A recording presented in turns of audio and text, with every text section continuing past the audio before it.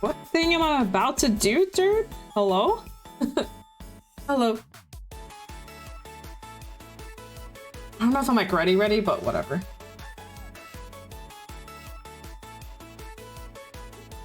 What thing am I about to do? Hi. Welcome. I'm a little late. I usually start a little bit earlier, but I got a little distracted. How are you guys doing today? It is a nice, wonderful Wednesday. Hope you're doing great. I don't have Cat here, so no cat cam right this second, but maybe we'll have a cat cam later. If she decides to go to her spot that she has been going to.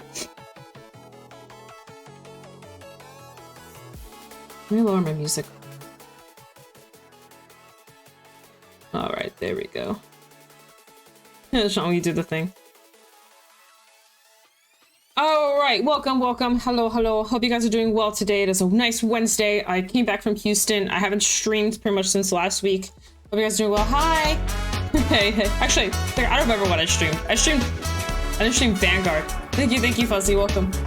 I remember now. We streamed Honkai last time. So that was fun. That was a good time. Yeah, we did Star Rail. We Star Railed it up. Because I didn't want to... I had so much Vanguard going on in the background. I really didn't want to stream Vanguard. They're gonna be a lurky turkey. You cleared the whole story so far? I just finished the, without spoiling too much or giving it away for those that don't know. The big boss arc with Snow. I'll just leave it there to not give too much away. But I just did that. I'm trying to debate if I want to put my glasses on or not, and I just can't. I can't make a decision. I'll just keep them off. Oh, welcome in, Zen. Yeah, I guess you could put it like that. Yeah, that's a good way to put it. But yeah, basically, I just did one of the intense fights with a really cool OST in it, and it was pretty banger. I finished at like I think 2 in the morning, and then once I finished it, I was like, oh right, it is time to go to bed. Oh, hype train to start. Oh my goodness, thank you. Thank you so much, y'all. Thank you. Oh, there's a little hype train going on. I appreciate it. It's probably because it's been a second. Thank you so much.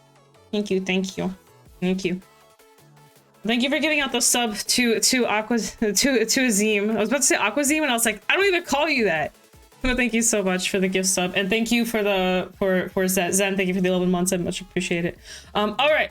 Today I honestly don't have anything super planned. I was gonna go over the France results since I forgot it. Why did I forget it? It wasn't there when I recorded, but I did want to still go over them because I actually haven't looked at them. I know like 3 people's deck list because obviously they posted about them. That's about it.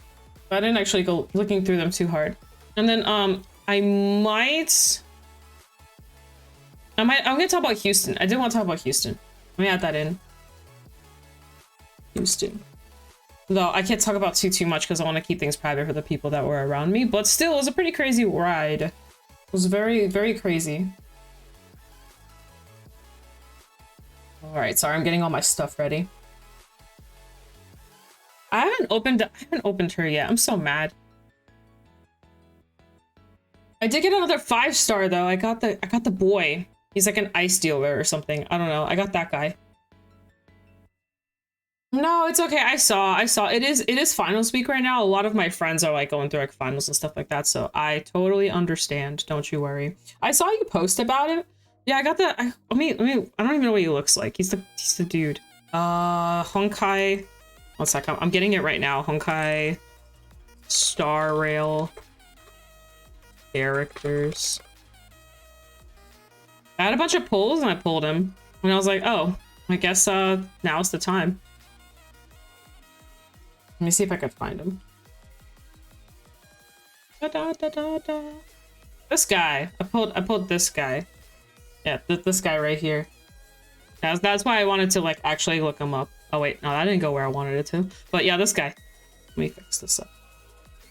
There we go. Yeah, I got this dude. Apparently he's actually pretty good. I don't know. He's been pretty okay so far. I used him for that big boss fight. Oh wait, no, never mind. I was gonna say I think I pulled this guy, but actually I pulled his weapon insteed. Because it went all 5-star on me, but it was like his weapon. So I almost pulled Welt. But yeah, no, it was this guy for sure. You got no luck on your pity. That's unfortunate. But so far, my pulls have been pretty okay. I've been playing a lot of good weapons. I haven't been playing too many characters, which is fine, honestly. Like, I'm okay with that. I kind of like the weapons, so, like, I'll take it. I'll take the weapons over, you know, pulling characters, because weapons do carry. All right, I didn't look over the France results, like, at all. I just know, like, some stuff here and there. That's about it. I like, obviously Solom tops, and I know he topped, so that's like all I know.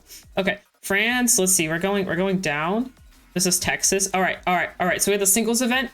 Very unfortunate that it turned into a singles event, and it's all just crazy stuff. 5 stars, BRB, checking your pizza. Oh my God, enjoy your pizza. Enjoy your pizza time. Sorry, I'm moving some stuff around anyway. All right, so we have the France results. Yeah, France. And actually, crazily enough, OTT won. I know the amount of stuff was small. There wasn't as many players, obviously, but still, they're good players, so I can't really knock the bat. And you can't really knock it too hard. They're still good people. Yeah, round 7 players. That's so unfortunate. Probably because day one, like, I mean, not day one, whatever it was mixed with was, what was it? D? Was it D? That was the other option? I don't know, but I'm assuming there was another format with it. That's probably mainly why that happened. But anyway, yeah, so we had OTT in first, Ange, and then we had Chaos. 2B. Oh no, this isn't Chaos. This is our Avengers, actually. Aw, yay. Thank you, Dan. Welcome. Welcome. Hi, Dan. Hope you're doing well. But yeah, so honestly, all these are all pretty good decks. Revengers can kind of pop off, even even though it's 10 players. Revengers can kind of go crazy. So can OTT. Like the battle sister approach is pretty aggressive. There's like a guard restrict and stuff like that. You have to take a pretty big swing. It's pretty brutal sometimes if your hand isn't set up for it. I will say Ange kind of has a better time into it because your hand can be decent enough to actually hard guard their big sentinel rear guards.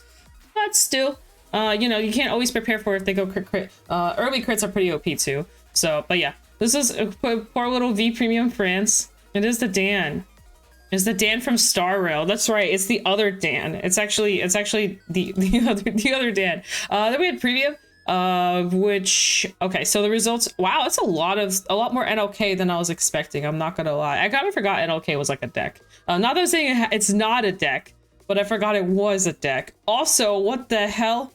That's the Dragon Tree Astro Poets. Oh my goodness. I think Houston had one, actually. I think there was one person that was going Astro Poets Dragon Tree. A little fun fact, because I remember someone was talking about, yeah, when the Diffus card, yeah, they made it through. But yeah, so we had Steam Maidens, NOK, and Thalvis in good old first place, which honestly, yeah, that's a good combination. You're back with so much pepperoni. That's really nice. Pepperoni's pretty tasty. I love food. Yeah, honestly, first place makes sense. Second place, I kind of want to check out this I want to see how they built it. It's honestly pretty streamlined, but I want to see if they like built it even more towards Hyrule or more towards kind of consistency. There really isn't. The deck itself isn't very consistent, but I do want to check it out. So here we are. Oh my goodness. Oh, they are running a little bit. Okay, choose a grade 2 from drop and put it into on top of your, oh, that's pretty funny. Oh, grade 2. You can choose a grade 2 or greater from your drop at the top of your deck, so you can pretty much secure Valkyrion. That is pretty hilarious. Stands? Oh my lord. This deck is so hilarious. You know, honestly, if you think about it, you don't really need that many grade 2s because this grade 1 directly searches for it. So as long as you find a grade 1, you're kind of good. It is interesting they're running this card, just I guess to kind of help go through that soul a little bit better. But yeah, basically, if you don't know what the win con is, you get the 10 drive win con and just slap face for 10 drives with Valkyrion, restand him, and then attack again. Essentially, you only lose 5 drive, only 5. So you will restand with 5 drives, essentially, still. So that's 15 drives, and that's before the Vanguard attacks, which is another 2. You can stack heals or stack the Dragon G for the drive checks. Yeah, you can do a lot of stuff. I think primarily you're probably gonna want to go for the 10 drive because then you just hit OT and kind of win the game. Your opponent, it's a literal one shot. I don't think this actually exists. This G zone doesn't actually, it doesn't actually matter. It's a G zone. So I'm actually curious what they put in here. Isn't this Fenrir? It looks like, oh, it's Vanagander. Never mind. It looks like, oh, it's kind of like Fenrir. But yeah, basically. Very high roll, very high roll. But honestly, I like this. I think this is a very interesting tech option that they chose to go. You can Marduk. You posted your monstrosity of pepperoni. All right, I guess I'll go look at the monstrosity of pepperoni. Let's go check this out. Let's go check out the food channel. I see ramen, some pizza. I'm still scrolling. Wait, is it in the food channel? Oh, you posted in general. Oh, okay. We do have a food channel. Oh my god, that's a lot of pizza. Isn't this like isn't that Domino's pizza? I can't remember where. There's some place that does like this crazy like pepperoni type of. Did you get it off DoorDash or something? I swear I've seen like the picture. I've seen the picture somewhere. But damn, that is a lot of pizza. There's a lot of pepperoni on pizza. Now imagine this deck with the new festival OT. Oh my god, you're so right though. That's so much better than this OT. It's Little Caesars. Oh, okay. Okay, I will have Little Caesars in a second. But yeah, I can't even imagine what this is. This deck is so high roll though. It's so, I mean, you got second place, but it's so high roll. But I mean, it's fun. It looks like it's fun to play. Like once you get your condition going, like what is your opponent gonna do? OT? Because that's their only out. And even then, even if they do OT, you can still hit your OT and still hit over, right? So everything is still hitting over, just barely. But anyway, so aside from that, though, it looks like we got dolls and okay as our other options here, which are also good. Honestly, so far I'm seeing all very strong decks. I'm kind of curious what the NOK stuff is doing. I didn't realize NOK was gonna actually be potent, like at all. I was expecting people to take it. I'm not saying the deck's bad. Yeah, we get our level 2. Deck's not bad or anything like that. It's just it is a little high rolly as well, so I wasn't too sure. I know this card is like really helping with a lot of the stuff, so that's really good. But it seems like a pretty standard list for the most part. I know some people change it up a little bit here and there, and some people run like more consistency versus more soul charge because it's kind of up to the opponent and not up to the player that like what they're trying to strive for. It looks like we got the double win con going on here. We got the boy here. I haven't seen this card in a hot second. Is it just me? I feel like it's just me. It's probably I don't follow premium DI lists that often. I just talk to Notorious a lot. That's about it. And then Notorious just slaps me in the face with DI. It's great. I'm just reading. Okay. Anyway, it's DI doing DI things. Slap face, slap cheeks, all that fun stuff. Choo choo. Yeah, we had a little choo choo train. Anyway, so then we have Team Cardiff, which is Solom, Astro Susano. I can't remember who the third person is, but pretty much the trio. They competed with. I like how they did not give away their list. They're like, we're not done yet. We still got more events to go to. I think Maxime actually posted his list, but it's probably gonna change again. So I'm gonna be real, and that list is it probably already changed. But anyway, so yeah, so we had the Highlander, we had the Narukami, and the Minerva coming out. It's got to see Minerva's been showing more results. The deck's actually just no codes. Oh, it's all on their Twitters. Yeah, I figured as much. Oh, welcome in, Stardust. Welcome in. Yeah, I saw them post about it, so it's okay. Either way, you know, if they want to be like a little bit more, you know, discreet about it, that's fine too. But honestly, I am a little surprised to see this. I've been seeing this show up on the English side as well. It's Narukami doing Narukami things, but I'm not surprised that Narukami topped or anything like that. I'm surprised that specifically this boss, but on the other hand, I don't like sit here. Oh yeah, NLK me harder. That is a good time for it. I don't like sit here like analyze every single Narukami boss that people take. I just kind of see Narukami and go, that's Narukami. They're gonna find my crap. But I did like the list that Maxime took for his Highlander one. Is out of all three of these, it's the only deck I know like precisely what it does. So like I looked at it, I was like, yeah, that sounds pretty good. And this is without Q-Tire, by the way, so something to keep in mind. But yeah, pretty good stuff. Honestly, all really good choices. And then last but not least, we have the Katrina, Narukami again with the NLK combo. So overall, it looks like everybody took pretty much what they thought was going to perform pretty well, and honestly performed pretty well. So I think all these decks can shine in every single way. I think all the decks here are pretty good. So much sugoi. But next we have D. I miss D. Good old D's nuts. Oh, welcome in, Milky Latte. I'm glad your latte's milky. But yeah, that probably sounds really weird. I'm so sorry. That probably came out so much weirder. I'm just happy your latte's got milk in it, man. Wrong one. All right, there's another one above it. Got it. Here we go. Yep.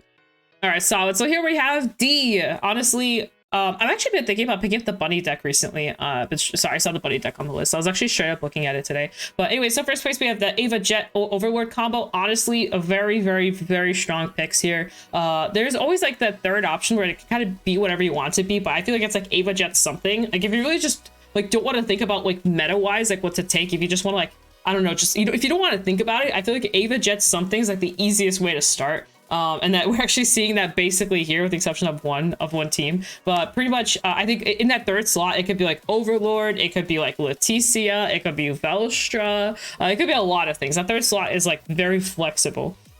That seems sus. Can I ask you? Can I ask you a question? Yeah, sure, go for it. What's up?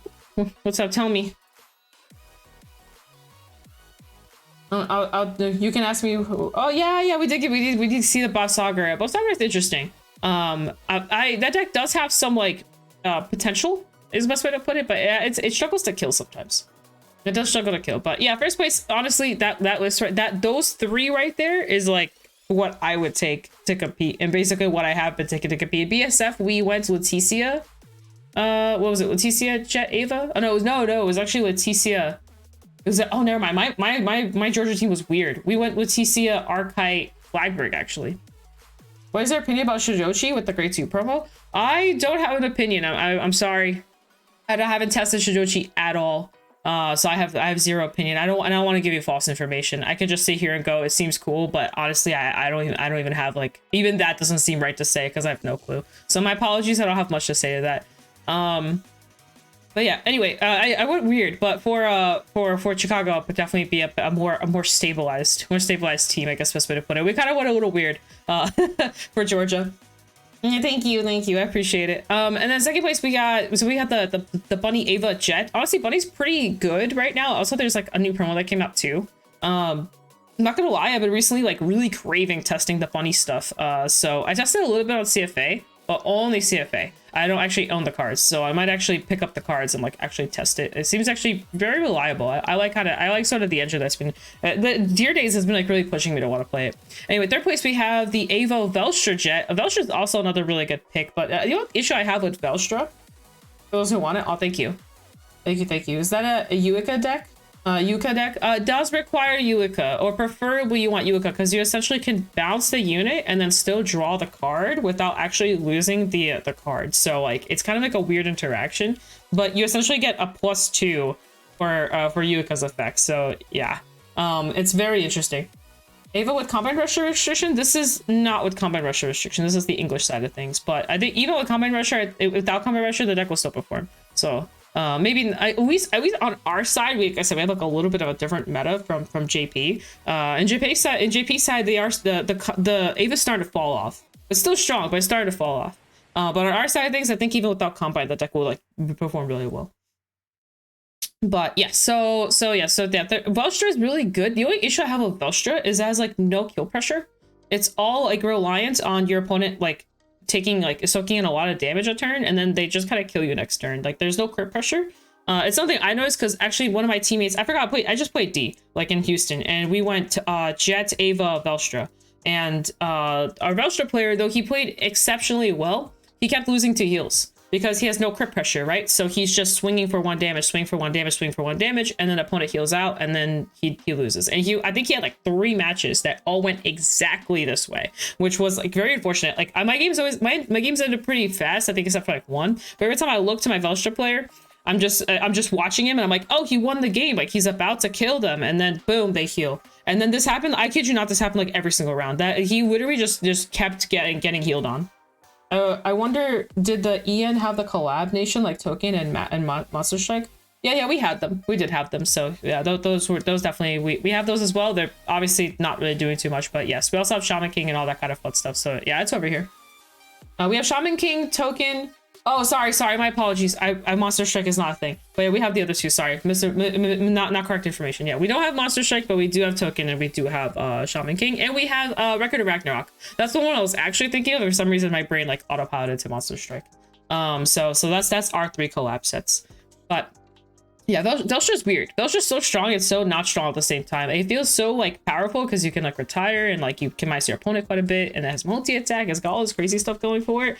Yeah, that's why there's no Ibisu on our side. Yeah, I don't know if that's a good thing or a bad thing, because I like that Ibisu checks like the decks like Jet and Ava a little bit better. We don't really have that check So we have this instead. But fourth place, we have the Buff Sakura, we have the Velstra, and then we have the Ava. The Bob is a little odd to me, but the crit pressure does go kind of crazy sometimes. It can be very aggressive. It's a little piece reliant though, and otherwise the deck's good. It's like, I always thought it was kind of like a tier 2-ish deck, so you know, it's not like in the dumps anywhere. And I think there's some new stuff that came out recently that works with the... I'm actually kind of curious. Let me see what their deck list looks like. Let's see, it's H1 8F. H1 8F.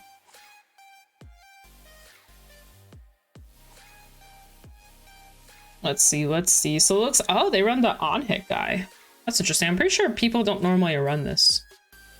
And then this is the new card that I was thinking of. When this is placed on Vanguard, Vanguard circle from hand. If you have a Vanguard above Sakura's card name, still plus discard a card, search your deck card, or drop 4 in arms, reveal it and put it into your hand. If you search your deck, you shuffle, of course, a Carablast, put arms on your from your Vanguard to soul to draw a card, so you get 5k. Ah, interesting. So pretty much it fuels the engine, and they have a direct searcher, which is actually pretty OP, and they are running it at 4, and then they're still running the other guy, obviously. He's still pretty good, so you get to revive stuff and just kind of do your thing. So honestly, a good card. And then what is this card? During your turn, if you have a Vanguard that's 2 arms, you get 5k, so it's a cost of 13k. And if your Vanguard has any arms, you can retire this, you can choose an arms from your hand or drop and arm it to one of your Vanguards. If you armed a card, you cannot arm your Vanguard till the turn. Interesting. So pretty much enables you to go the double arm route pretty quickly, and you just kind of chill. Okay. Overall, everything else seems pretty normal. Spear normal to run it more. It just gets to when this card is armed, you may play. Oh, yeah. Okay. Spear's mandatory. It's the one that gets you to arm twice. Got it. Never mind. So pretty much you get to arm twice with 2 different cards now, which I guess I'm assuming increases the consistency of having double arms all the time. And then we know what, and then this is the one that, is this the one that gives the crit? Sorry, I know one of the games is a crit. Or no, this one deals the damage. Never mind. Sorry, I'm trying to catch up on these. I think Spear is normally 4. You can also loop with the new grade 2. Oh, okay. That's interesting, because you can arm first and then activate the grade 2 effect. So, interesting. Okay, fair enough. Did Ian have the direct search weapon? I think no, yeah, we've had it. We've had everything here with the exception of I think this card. I think this card and maybe this card is like the new stuff that I remember. I haven't really caught up with Bob too much. I do think it's interesting that they run this. This is the reason why is sometimes you just don't find Trickman and then you get stuck and it's a 10k. But I've definitely seen games where the deck just kind of gets stuck a little bit because they don't see enough of these in time, which is kind of crazy if you think about it. But yeah, otherwise it's pretty good. Gandiva support. Fair. Yep. Good old Gandiva doing Gandiva things, right? Yeah, overall the list seemed pretty interesting. And then we have the bunny list. I saw we had a little post earlier. I kind of want to check out the bunny list too. Sorry, I keep closing decklog and then reopening it. People start running 3 spaces to 4 due to the searcher. That makes sense. I mean, if you can find it, then why bother? So let's see. So they are running the promo. This is the promo I was talking about. So basically, during a trade, if you have a grade 3 or greater, Hazelet or Bedell, which is the other one, all your other rear guards in the same column get plus 5k, which does matter. That 5k is actually very important because it gives itself 5k, which makes it 11k, and then also gives 5k to the thing in front of it. All your other rear guards. Oh no, it's all other rear guards as this unit get 5k. So the thing in front of it pretty much gets the 5k. It's really interesting. Anyway. Oh, okay. Sorry, you get all your trigger units on rear if you abandon your deck are regarded as normal units. That's so interesting. I wonder if does that first part matter? I know it matters for Medell, but does it matter for Hazelet? Or sorry, it's like, what is it? Is it, how do you say her name? Mediel or something? I don't know. Or yeah, Mediel. But I know it matters for her because she has like special effects that go off of based off normal unit / trigger unit stuff. But I don't know if it matters for Bunny-chan. Now you want to know their record? Yuka is stupid expensive. Yeah, Yuka's very pricey. Very hard card to obtain. Yeah. Oh, it says choose up to 5 of your normal unit rear guards until under turn they get plus 2k power. And then this says all your trigger units on rear and deck are regarded as normal units instead. That's so interesting. So you can call a trigger and use this effect on it. I don't know if it's important, but you can do it. I don't see why you'd want to, but you can. You can also put the triggers to the bottom of the deck. Huh. Well, that's interesting. She's $60?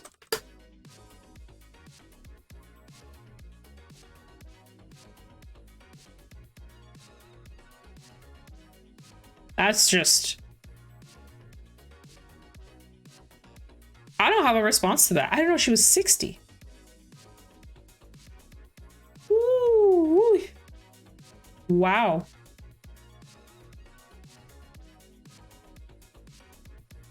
Yeah, I mean, she's getting a reprint, thankfully, because I'm surprised that with the reprint you would think it would go down, but people are still buying it for these prices. Are you seeing this?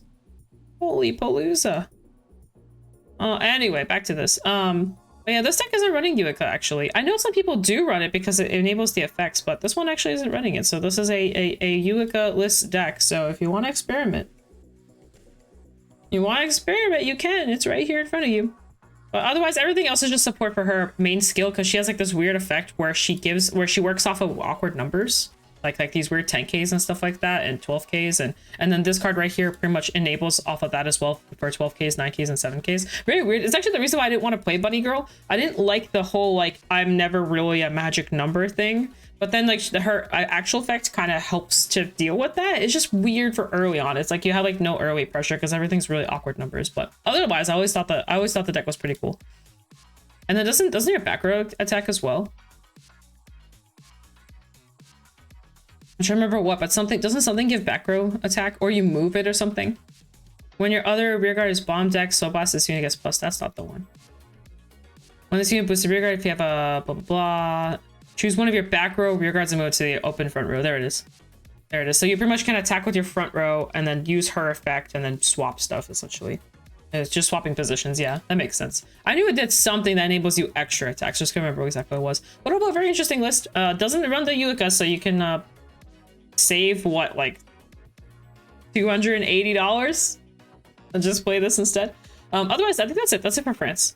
We went over the other ones, so I think we're good there. But yeah, that's the France results. Honestly, overall, pretty good stuff. I really like the premium end. I think that's my favorite one out of all of these. V felt, V was very whatever. D is kind of expected because we've already seen we've been seeing results. It's kind of about the same, but premium was really interesting to look at actually. Let me find Maxine real quick. There he is. There's the boy. Oh, so much bling.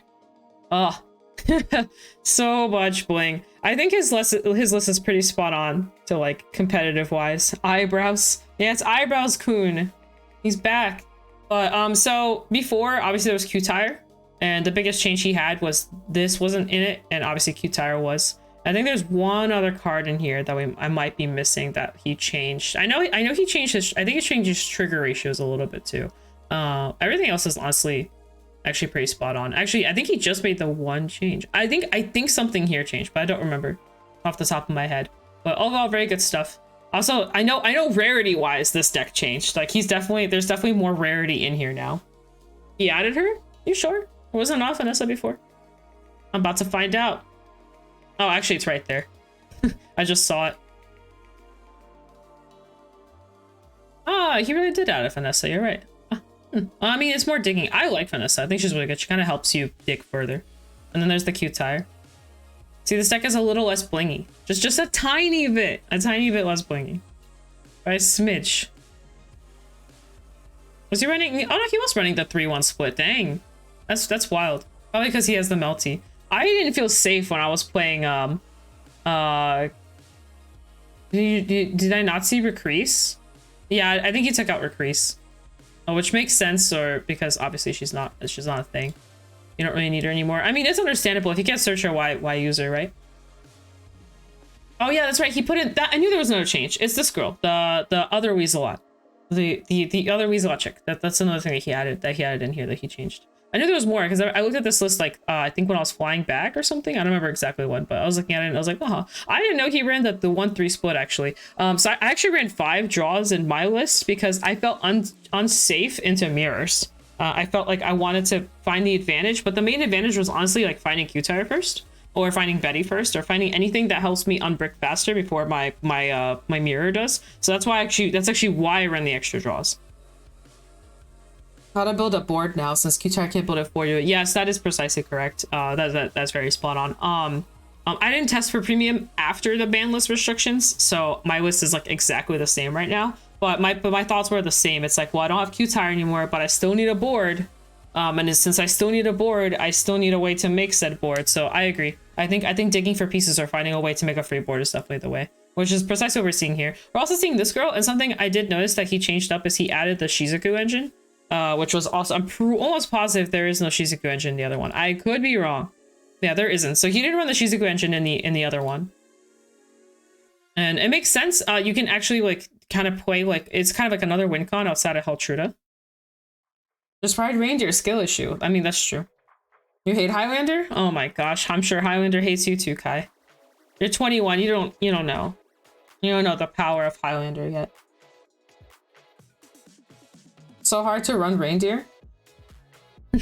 Why? Why is reindeer so hard to run? What's wrong with her? What did she do to you? I don't know if I'd want to play Highlander now. Like, I like Highlander. So hard to ride. Oh, I was like, what are you talking about? What do you mean run? she's like the main part of the deck. I mean, it's not that hard to ride reindeer. To be honest, I had no issues. No, at least even without Qtar, because Qtar can't search for her anyway. So because she's a normal unit. Oh no, sorry, she's a trigger unit in deck. So because she's a trigger unit, she doesn't count for your reveals. Anyway, so translation skill issue sounds like a skill issue to me.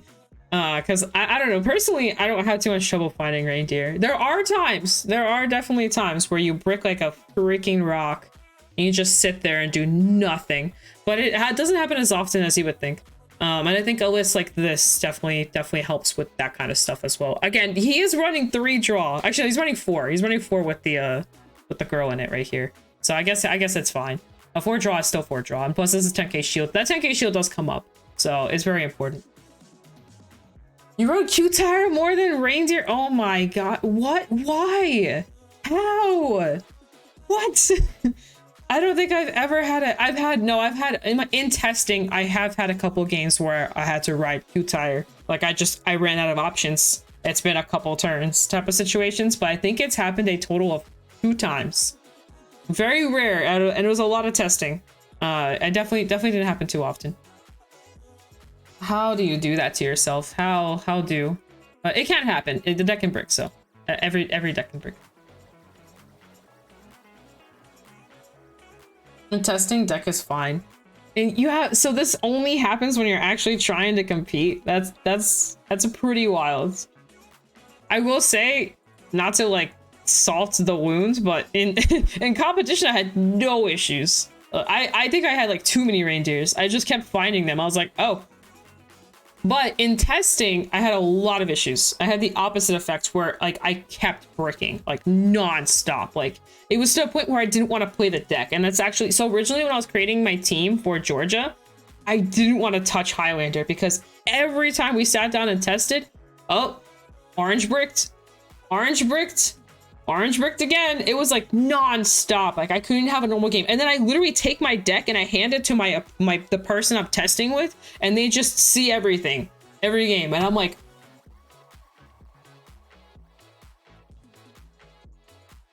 what did I do wrong? I like put rarity into you. I put love into you. I put passion into this deck. I sleeved you. I double sleeved you. And this is what I get in response. It's like, what did I do to deserve this? Were you playing against? No, I was playing against like maidens, like the usual stuff. It's because I maxed out.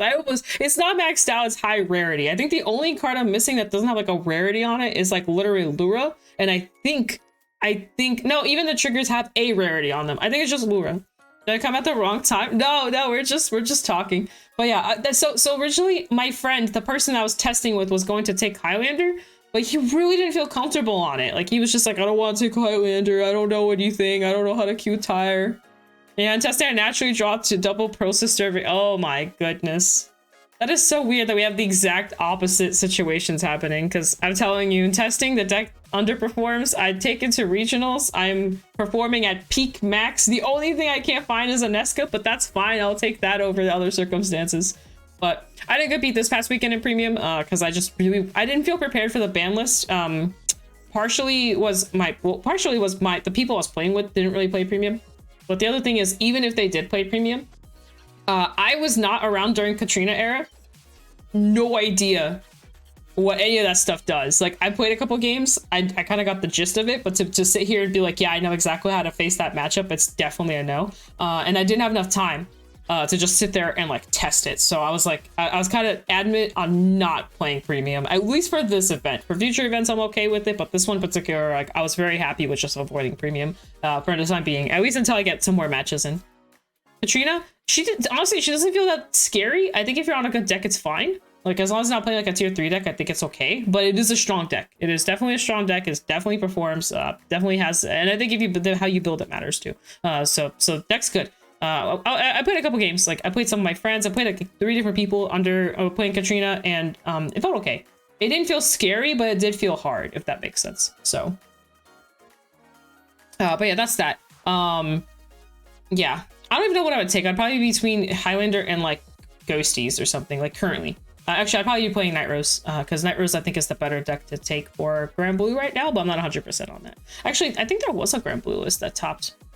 It was a different one. A different Grand Blue list. It was, I think, on the English side. I never actually looked at it. One sec, I'm trying to find it. I remember Grand Blue topping. Yeah, there it is, I found it. About to deck code it up and I'll swap over. CYBD. CYBD.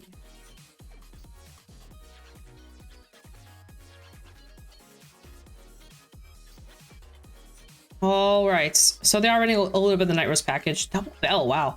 It's interesting because I feel like I think this is a setup for the Narukami matchup, I'm not gonna lie. We did see a lot of Narukami. Double Hanui. 3 roll rocks. I think you need the roll rocks. Holy bejeezers. There's a lot of defense. There's so much defense mechanic stuff on here. 4 bone for the win con, essentially. Wow. Huh. Very interesting list. It's very heavy on the grade 2 approach. Yeah, we need a roll up reprint. Yeah, it's getting up there. I was one of those people that bought that card back when it was like 70 cents. And I just kind of kept it. I think I have exactly 8 copies right now. I've been sharing a playset with people that need it, so that's been nice. But yeah, everything else about this list seems fine. It looks like they definitely prepared for for like a defensive setup more so than an offensive setup. Like, you can see it right here: the double cannoneer, the double bell, the triple roll rock, the double Hanui. Like, all of this speaks to me like, yeah, I'm just gonna keep stopping what you're doing, and then I'll just do my thing. It seems like that's what they were going for over everything else. Like, it seems like that was like priority number 1. Because they even took out like all the counter charges with the exception of these 2. They lowered on these guys, maxed out on this to be able to kill. Got the dragons for setup, essentially. Rather you go into any of these ride targets, right? This one. Looks like they're not running Megiddo, you don't really need it. The ball and hour is pretty interesting. It does come up sometimes. This is also interesting. They got the emergency button in here. That's also kind of cool. And then we got the Dismal 2 to avoid people trying to pop stuff. But this is also interesting. They went the 2-2 split here. The reason why I say that is they went the 2-2 split for 2 reasons. One is defenses from the 5k just really hurts. But 2, I guess it's the matchups where you don't have to worry about the thing about Grand Blues, you have to ride up. So since you're riding up, you will see GB at some point. So that's why you can kind of go the 2-2 split. But this early on is just really OP. And also, since they're not focusing as much on soul, you can kind of like you can do this and be okay. I personally think it should be either one or the other. But that's just my personal preference. But overall, very interesting list. Very stall heavy, and then you just do your thing. My biggest fear with Grand Blue is like every time I play it, I go into this, and then my opponent checks OT, and I just sit there with my 3 cards left in deck, maybe 5 cards left in deck, and I just cry. Or I go into Win Convoy, which is my secondary favorite thing to go into, and then again. A lot of Vanguard swinging, a lot of rear guard pressure, and then they check the over trigger, and I'm like, that was great. The thing about the issue I have with it is if I play Highlander, even if they do check the OT, I'll probably still win the game. because you can play into your opponent checking the OT under Bermuda Triangle. You can't do that with Grand Blue. You're under a timer. You're going to eventually run out of deck. And there isn't really a good way to get cards back to deck consistently. The bones aren't enough, you know what I mean? So whereas in Highlander, you can actually still keep cycling. You have other strides that can kind of help you keep going, and you can cycle back cards too. So you're not like as scared. But playing Grand Blue, the biggest fear I have is my opponent checking OT, and I'm really low on deck, and there's nothing I can do to save myself. So that's the only thing that scares me. And one of the only reasons why I'm always scared to take Grand Blue nowadays is because of the overtrigger. But I don't know, I competed with Grand Blue in the past, and I don't know, I haven't had any problems, but that fear is like always in my head though. I'm like, oh man, here I go, Bartholomew, OTGG, let's go. To be fair, I can also check the OT back, because usually the OT will be in deck since this deck decked in so much. But yeah, very fun stuff. I'm excited for future premium too. It's kind of crazy that we're looking at this right now, but literally in like 3 months, like this entire deck's gonna change. Like probably the whole thing. Like, I think the only thing that might stay is like Greed Shade, maybe Column, probably the staples, but like, God, it's gonna change so much. It's gonna be so crazy. Like these heal guard, like we might not even be playing heal guardian. I don't even know. I just don't even know. It's gonna be wild. You excited for history? You are checking OT against OTK decks. You know, that's valid. Which Grand Blue version did you play? I played Beatrice Rush with I played Beatrice half Rush, half Control. I played Bilber essentially, and that just if I face decks where I need to kill them faster, I would go into Bilber and just finish the game on whatever ride I go into. And then if I needed to slow it down, I just wouldn't use Bilber and I would just slow it down. Yeah, exactly. You can do the ghosty with Bell. Like, there's just so many weird things that you can do. I haven't tested like any of it. I'm like clueless. I haven't even looked at the Night Rose GB2 stuff that you can do, because you can like double denial Griffin play now with like that setup with the old Night Rose and all this weird stuff. But I haven't looked into it. The deck has no scare deck in it. No. Well, no. I don't really like the scare deck. I think it's very flimsy to misplay. Like, you have a very small line of play of screwing up, and I don't like that about that. Like, I don't want to sit there and like go through my whole deck and then go, oh, I misplayed. I miscounted by 1 card. Because it's so easy to misplay in that deck. Even if you know the deck like super well, like there's sometimes you have to see stuff in a certain way, so you kind of get a little greedy, and sometimes the greed is the misplay, and I'm just not a fan. I'm not a fan of that type of play style. So I just I have the deck built out somewhere. I also have a 7 Seas deck built out somewhere too. I think I have like at least 15 different Grand Blue decks circling around my room. I have like Cocytus. For premium, it's 7 Seas, Scare deck, Beatrice Rose. I think that should be it. And then for V, it's like Night Rose, Beatrice Ghosty, Cocytus R, the Negrobolt. Oh, I have a Negrobolt premium deck too, so that's 5. I have too many Grand Blue decks. It's not like actually 15. I think it's like 9 at max. I think there's 10. Oh, Piet Noir. Piet Noir is another one. I have so many Grand Blue decks. It's not even funny. Nobody knows because I like never open up my Grand Blue decks anymore. The only thing I open up is like Beatrice and Rose, and then the other stuff's like stuff I'm coping on. But why are so many card changings in the build? There's not much support coming out of the clan. So the thing about Grand Blue is that it will adjust to meta. Grand Blue is a meta adjusting deck. It will always adjust to whatever's going on in meta. So your decks will be changing, whether you like it or not, because Grand Blue changes like every month, like basically, because the minute the meta shifts, the Grand Blue shifts with it. Like because you have to. It's how the clan works. So like, so there will be a lot of changes, and especially with History Collection coming out, depending on how the meta shifts. For example, say it shifts towards very heavy Excel decks or something like that. Well, then Grand Blue will adapt running cards that will deal with Excel stuff, for example. Or say it shifts into like a stallish type of situation, then Grand Blue will start running like ways to either finish off or stall back. So it just kind of depends on how the meta will adjust. But like, most likely it'll be like these spots right here. This spot, probably this spot, maybe even this right here, and definitely the triggers that will probably be moving, and then probably the order. So it's like about half the deck will probably be shifting, and the reason being is because we're getting good cards. We're getting draw cards too on top of that. We're getting a card that says draw card, and depending on how people build too, if they build towards Ghosties, which by the way is going to be its own complete deck, or they build towards Night Rose, which will also be its own complete deck.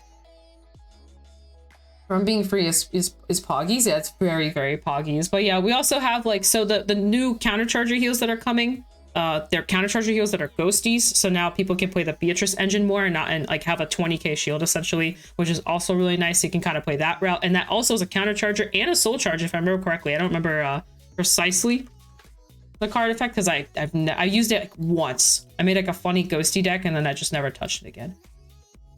So you can countercharge a soul charge, by the way, that's massive. This is, oh wow, that you can't read that. But yeah, this is pretty huge. And the fact they can bind, pick another heal from drop, bind it as well, countercharge. This is honestly big. So Grand Blue goes through resources pretty fast. So having something like this is like pretty big in Beatrice in my eyes.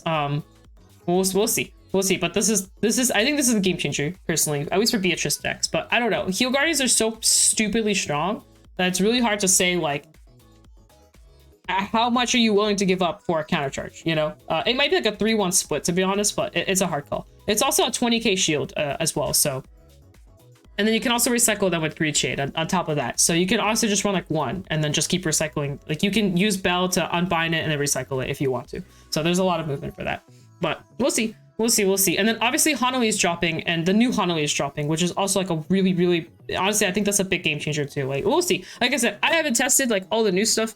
I have no idea. I just know things are gonna change. I don't know what's gonna change, but things are gonna change. But I'm excited for it. All right, I'm done talking about that. Yeah. That was fun. I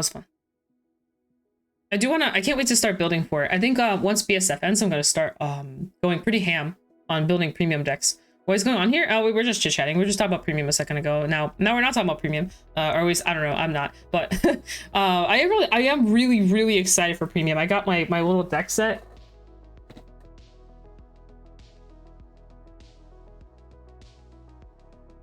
If I could get to it. Oh my god.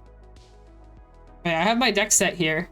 Not to like just casually flex it real quick, but yeah, like this gets me really excited. Oh, what decks? I'm probably gonna stick to Beatrice and probably Grand Blue and Bermuda for the most part. I do want to try the Loris stuff. Like I know it's like kind of copium, but I do want to try it. I want to just like build a Loris deck and just kind of mess around with it. I think I actually started building one on like CFA or something like that, but I want to finish that up and kind of mess around with it. There's also Reefy Gize that has been piquing my interest, but last time I touched it, I was like, ugh. No defenses though, you know, it kind of hurts. But maybe with the new crit triggers and stuff like that, with the extra draw that you get from them, maybe, I don't know. You're gonna cook tonight? Nice. There's also like just like regular Ange stuff. Like Ange is still like a good deck to try out too, but I'm not 100% yet. I don't know what I want to build because I think out of everything, I don't see anything that's gonna make Bermuda like that insane. Oh yeah, we do have the farming emote, farming pumpkin emote. I threw it in here as one of the free emotes. I change the free emotes around sometimes, especially if there's like something that's like more of a trend. So I move it around. And I just realized I don't have my rings on. This one has, I guess I took it off like in my sleep. I usually play with my, anyway, I play with my rings. But yeah, so I don't know. I think my number one focus is definitely gonna be Grand Blue.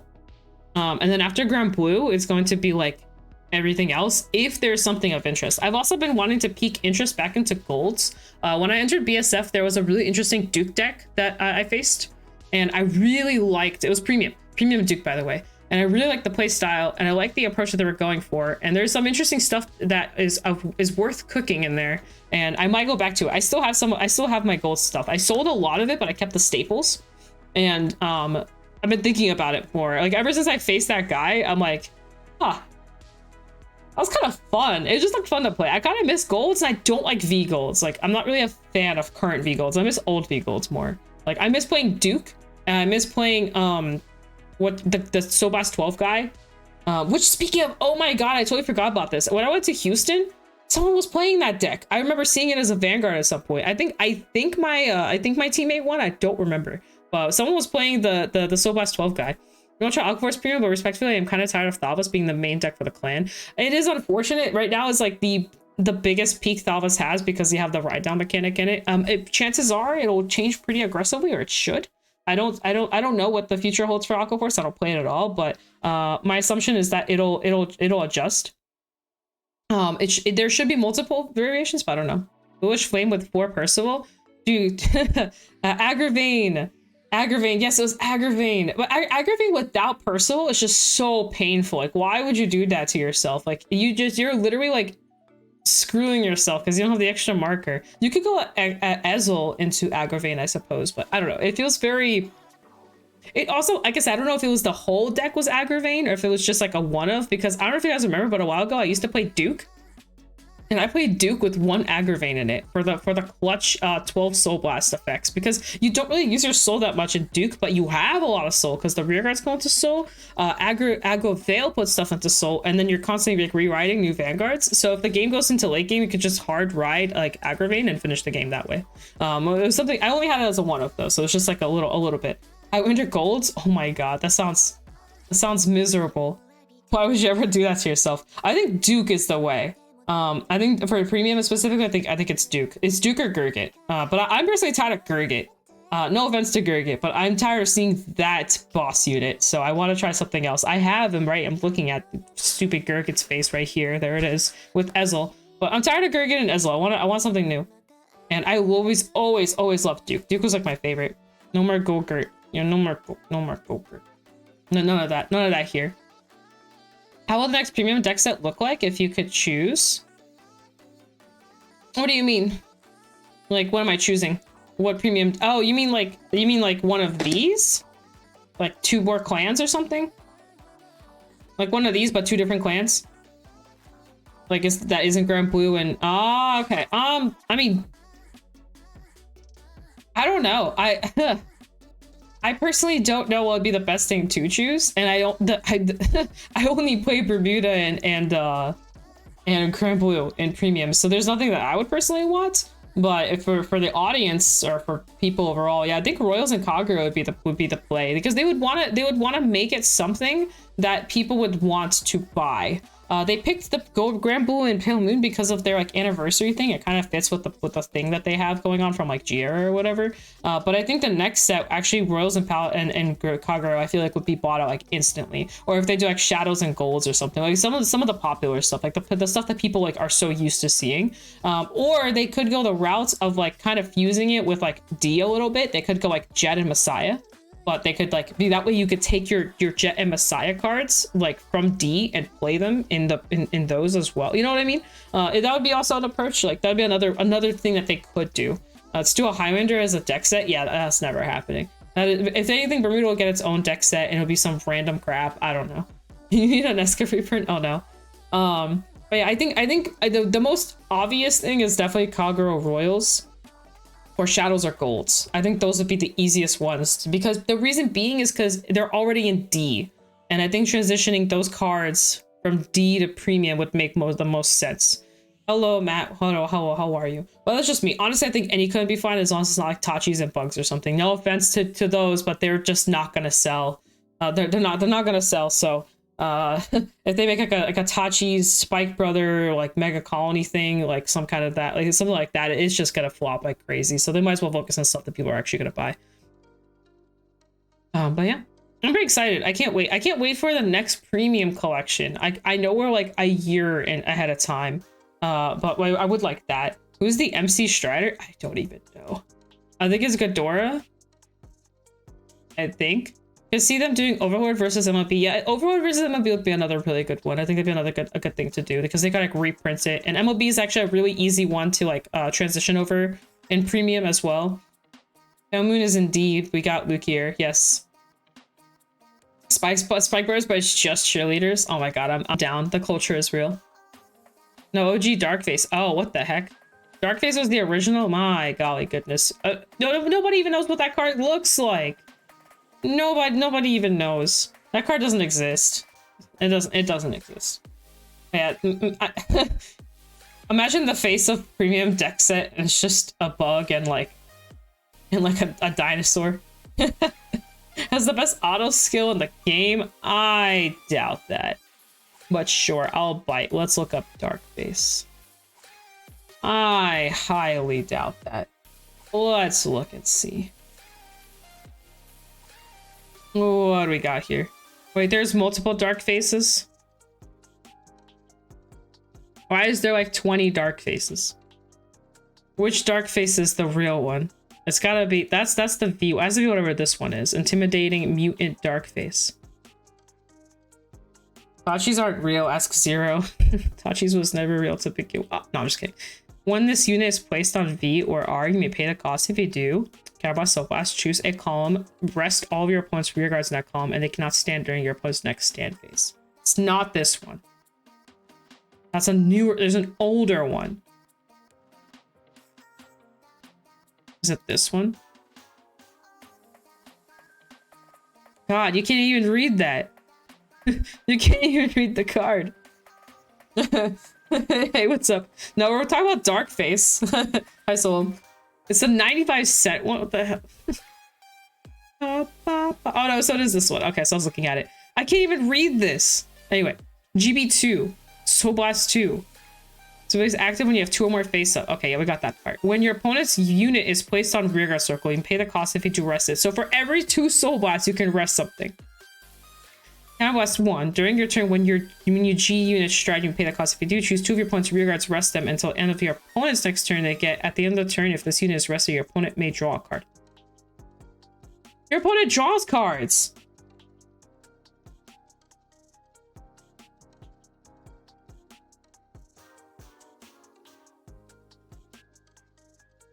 So wait, so does the dark face person draw a card, or does your opponent? That is the most confusing. That is the most confusing thing I've ever read. Orange, the card won the first premium worlds. Really? Wow, that's pretty wild. I didn't even know this card existed until today. I'm gonna be real with y'all. I didn't know this card was a thing. The MC person. What the hell? That's so weird. It says it's confusing because it says at the end of the turn, if this unit is rested, your opponent draws a card. That's what's confusing about it. It's very weirdly written, but whatever. And those units cannot stand. So I mean, the effect's kind of cool, but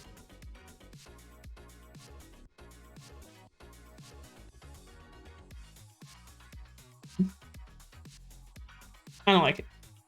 I mean, it won like what, like 4 or 5 years ago? No, I understand now. I get it. Like I got it when you guys explained it. It makes sense. I'm just saying it's confusing to read, but it makes sense. This is why I don't like bugs. Their texts make no sense 92% of the time, specifically 92% of the time. You know what I like about Ghidorah? She's nice and simple and to the point. There is nothing confusing here, with the exception of the G guarding effect. Never mind. Ghidorah sucks too. Let's see. Let's read this one. Maybe this one's less confusing. Discard a card from your hand. Choose one of your opponent's rear guards. Cradle marker. Nice and simple. Cradle marker something. Counterblast when it attacks. Choose one of your opponent's rear guards with a cradle marker. Retire. This thing gets 5k. Easy. Easy. Why can't it be this simple? Why can't it be this simple? Yeah, no, I know what it's doing. Like I understand. Like I understand the logic here. I get it. I'm not saying it's that great though. I mean, it might be. Maybe in the future. I don't know. Maybe the futures might be good. I don't know. It feels kind of. I don't know. I don't know. I think you're coping. Your most hated clan? My most hated clan. V? It's either Mercumo, Bug, Spikes, or Aqua Force. I just don't like facing them. I don't actually hate them. I just don't like facing them. I don't actually have like a hateful clan. Premium? Probably still Spikes. I really don't like facing Spikes. And D? Barrow Magnus. I don't like facing Barrow Magnus. I don't like facing Hyrule decks, like at all, because there's not much you can do. Imagine that GB2 when you just called a tier off an Anj. I mean, I get it. So they rested on my Anj. Okay. I mean, they rested on my tier. Cool. Rewrite it back into reindeer and a force marker. Past turn, I have 20 cards in hand. Have fun. Have a nice day. Oh, it's my turn again. Okay, cool. Ride reindeer. Swing. Like, I don't think it's that big of a deal. Like, I'll figure it out. Oh, top 10 Lura. Actually, so wait, does Lura, does it activate? I don't even know. Does Lura activate? Can you call from top 10? Nice marker for it's not a big deal. Not a big deal. You guys talk about Highlander here. This is high. Well, actually, I'm bringing up Highlander. You guys specifically said Anj, but which to me just translates to Highlander because obviously Highlander would be the pick if you were to play Bermuda right now. Cannot call. You can't call. Darkface can activate off Lura. I mean, you can activate off Lura, but do you care? They're not gonna like rest all 5 of them, right? They're not gonna be able to rest everything, right? Because it's only during your turn when you G-stride, and if you do, you choose your opponent's spirit guards, rest them until end of your opponent's next turn. At the end of the turn, if this unit is rested, you draw a card. Those units can't stand. And then this one right here, when your opponent's unit is placed, I mean, they're gonna run out of soul. There's no way they're gonna be able to do it all. I mean, they'll just probably rest the front row ones that are called. That's fine. That's fine. We don't care. We don't care. It's just bugs. You know what I care about in bugs? The only card, I actually don't even know what the heck it's called. There's this funny card that Bugs has, and it crapped on me, and I hate it. I hate it for it. I will forever remember this card once I don't know what it's called. What is it Zoo? Is it yeah, Zoo. Okay. I mean, it might be in here, might not be in here.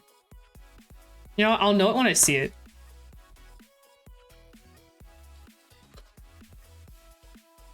I could type. Mega Colony.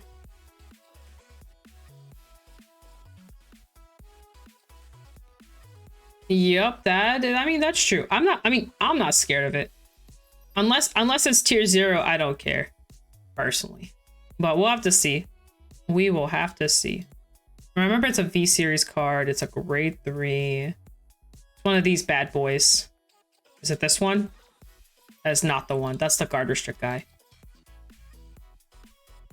CB2. Ugh. Okay, it's not Garafia.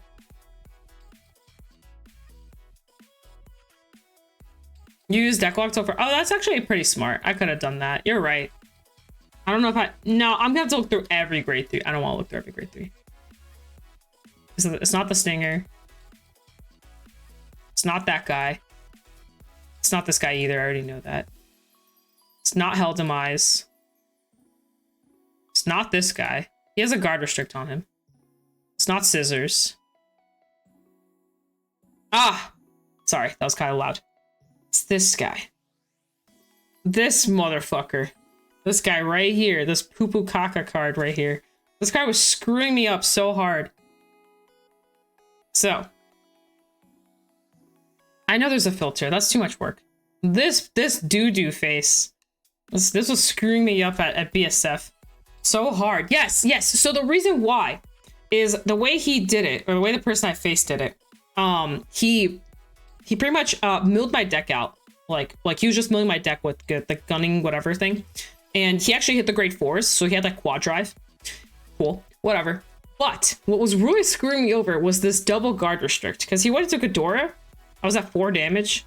He like slaps both of these guys down. By the way, he's used a couple of them already, like in my previous turns. And he just kept like recycling them and sending them back and recycling them and sending them back. And then he goes, all right, guard restrict, guard restrict. So, well, actually, he had 1 guard restrict active. He swung with that, and then he swung with Ghidorah, and he had the other guard restrict already active. And then he got another copy, so that's the 3rd copy. Called it to the board, guard restrict active again. And then he's like, all right, whatever it is. And then he goes, crit, blank, crit. Crit on the rear, power, crit in the rear, power, right? So I'm staring at these two, and I'm like,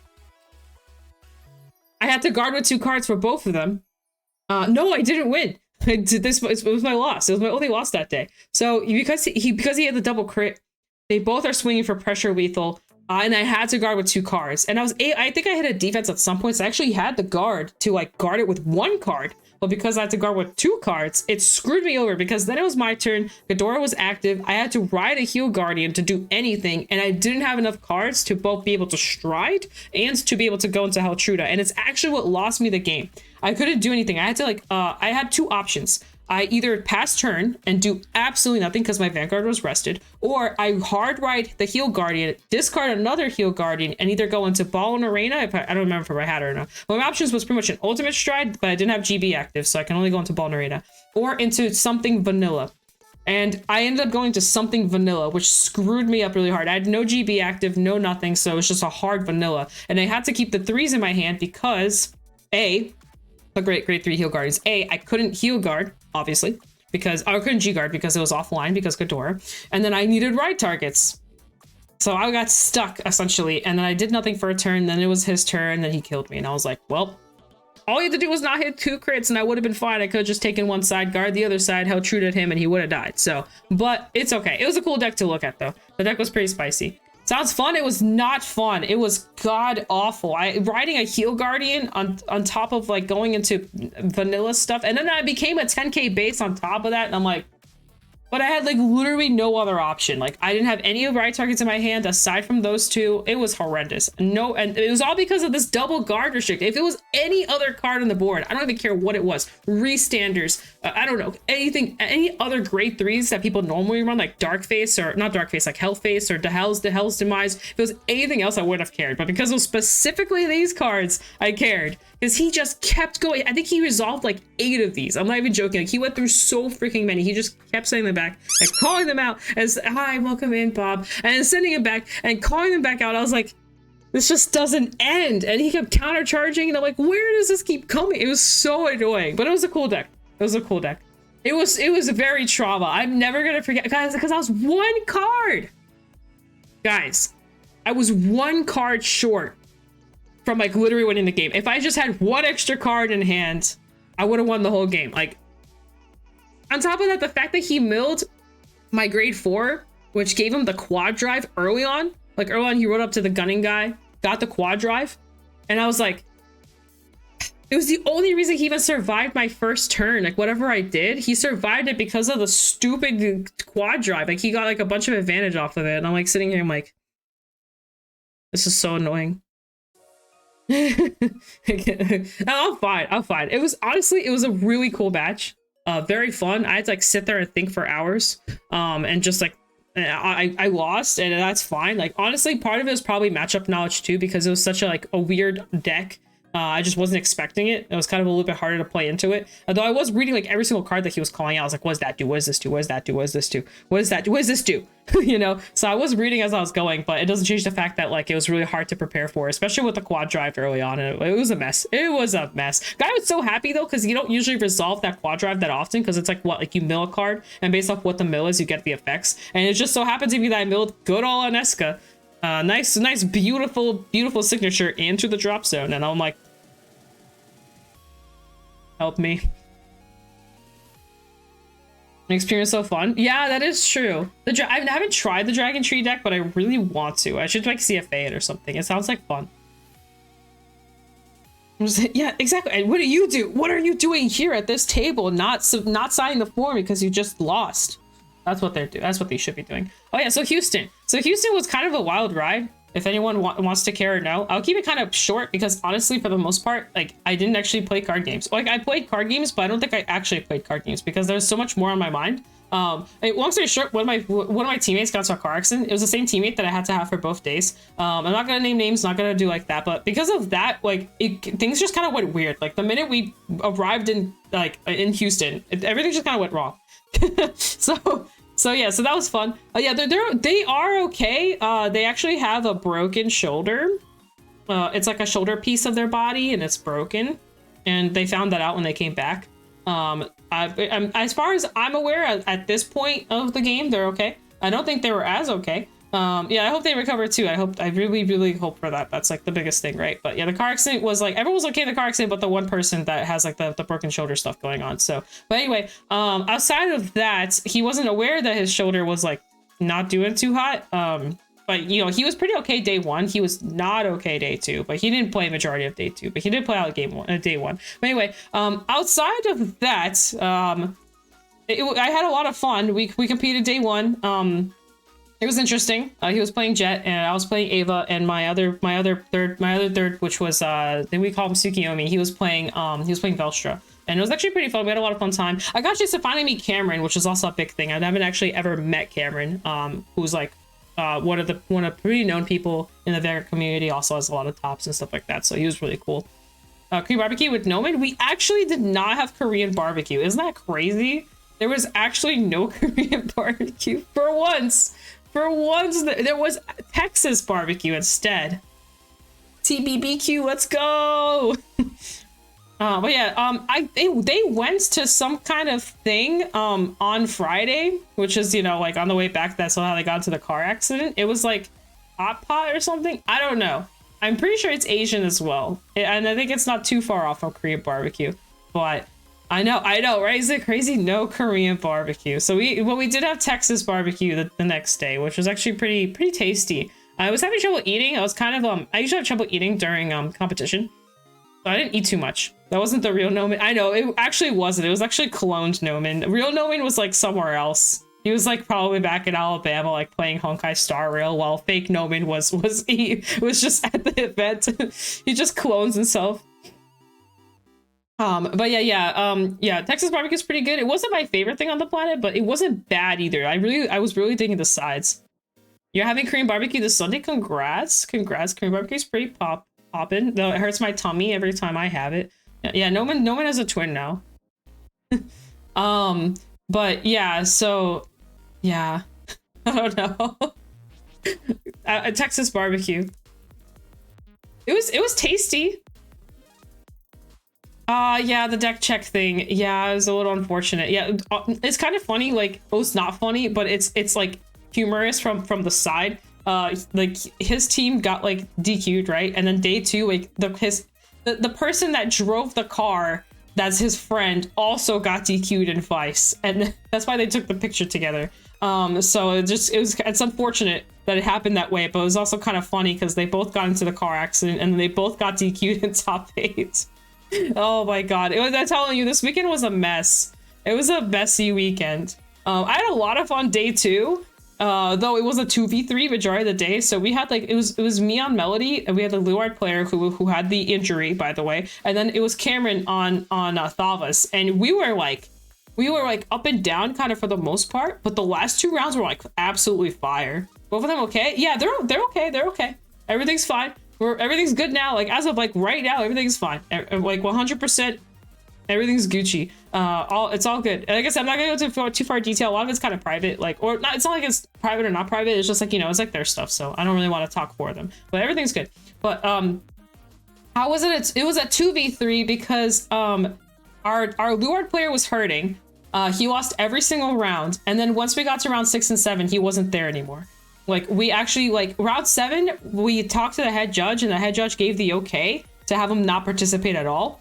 And then round 6, I'm not gonna lie, he didn't actually scoop, but he basically scooped. Like he wasn't playing anymore. He was like hurting. So he like physically, he wasn't playing. Like it was, no, he didn't flake. He didn't flake. He did flake, but that's fine. He was hurting. He wasn't okay. Like he needed to stop playing Vanguard. Like it was perfect. Like he needed to stop.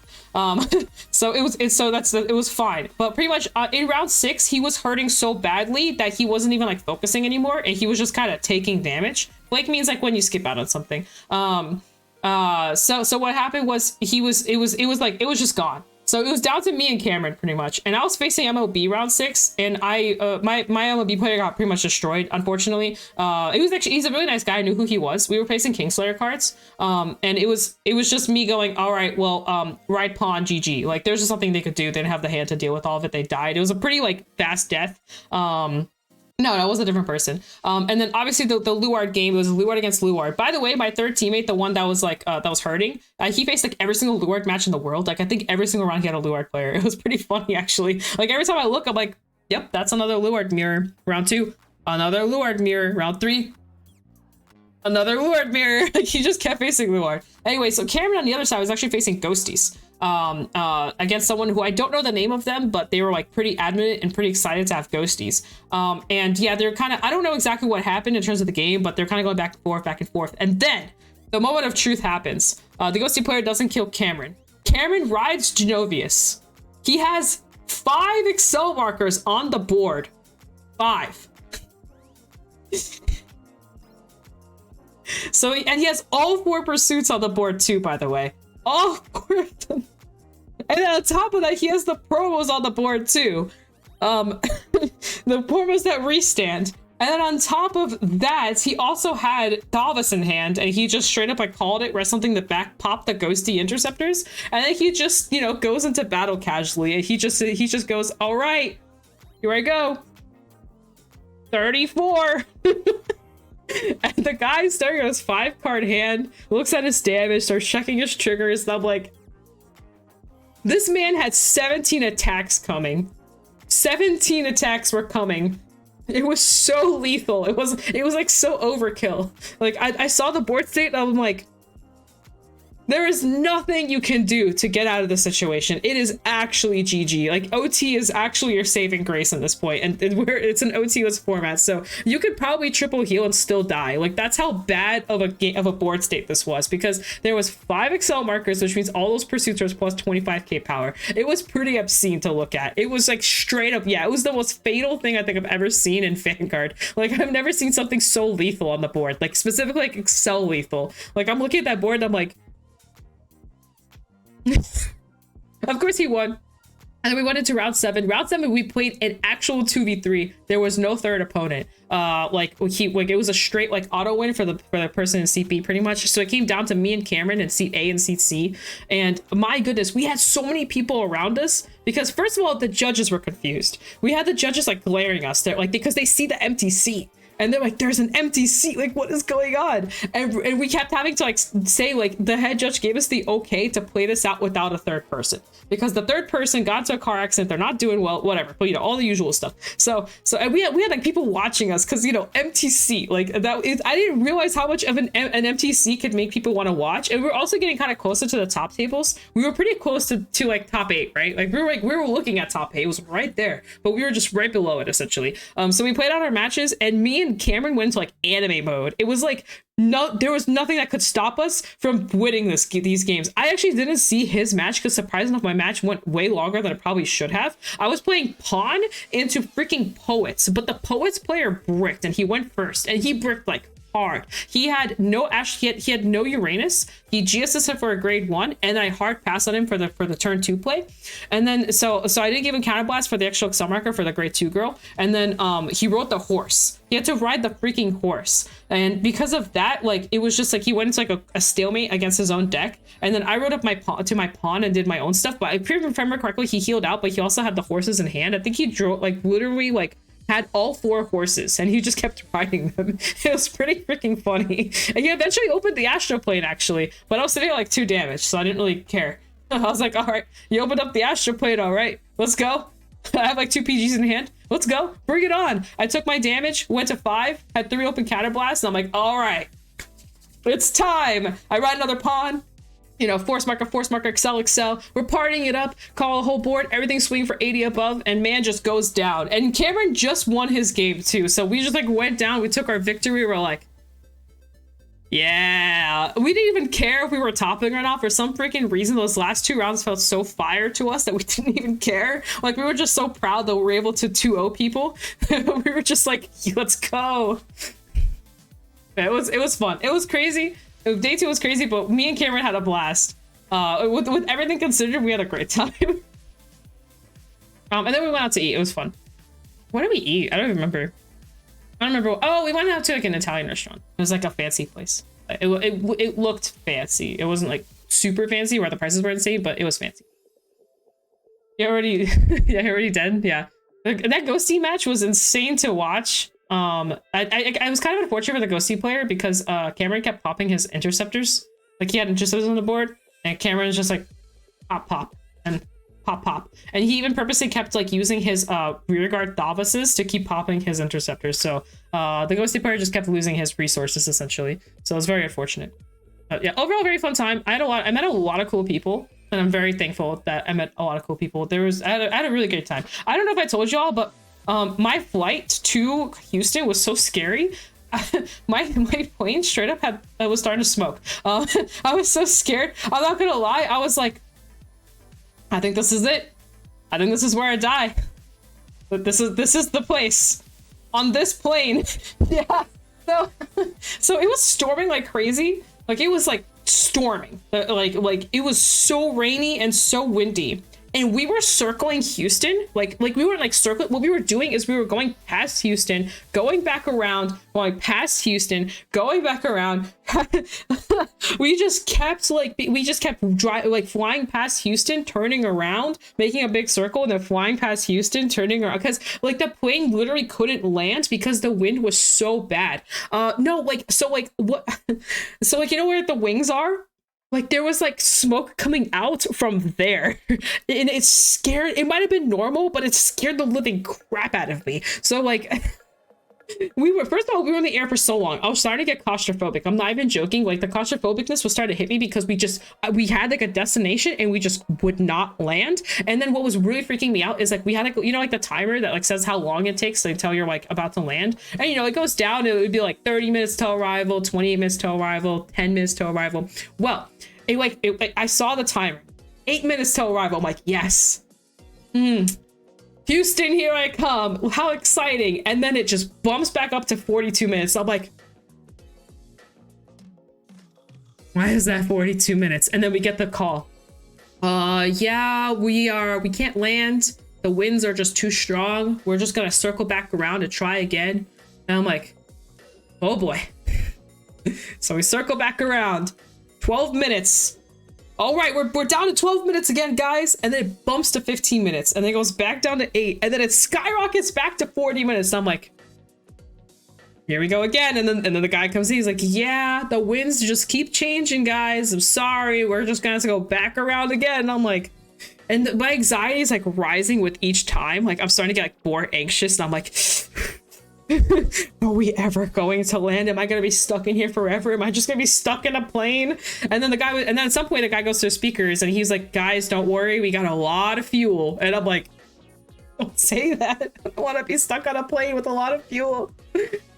Yeah, real talk. Leon be hitting different.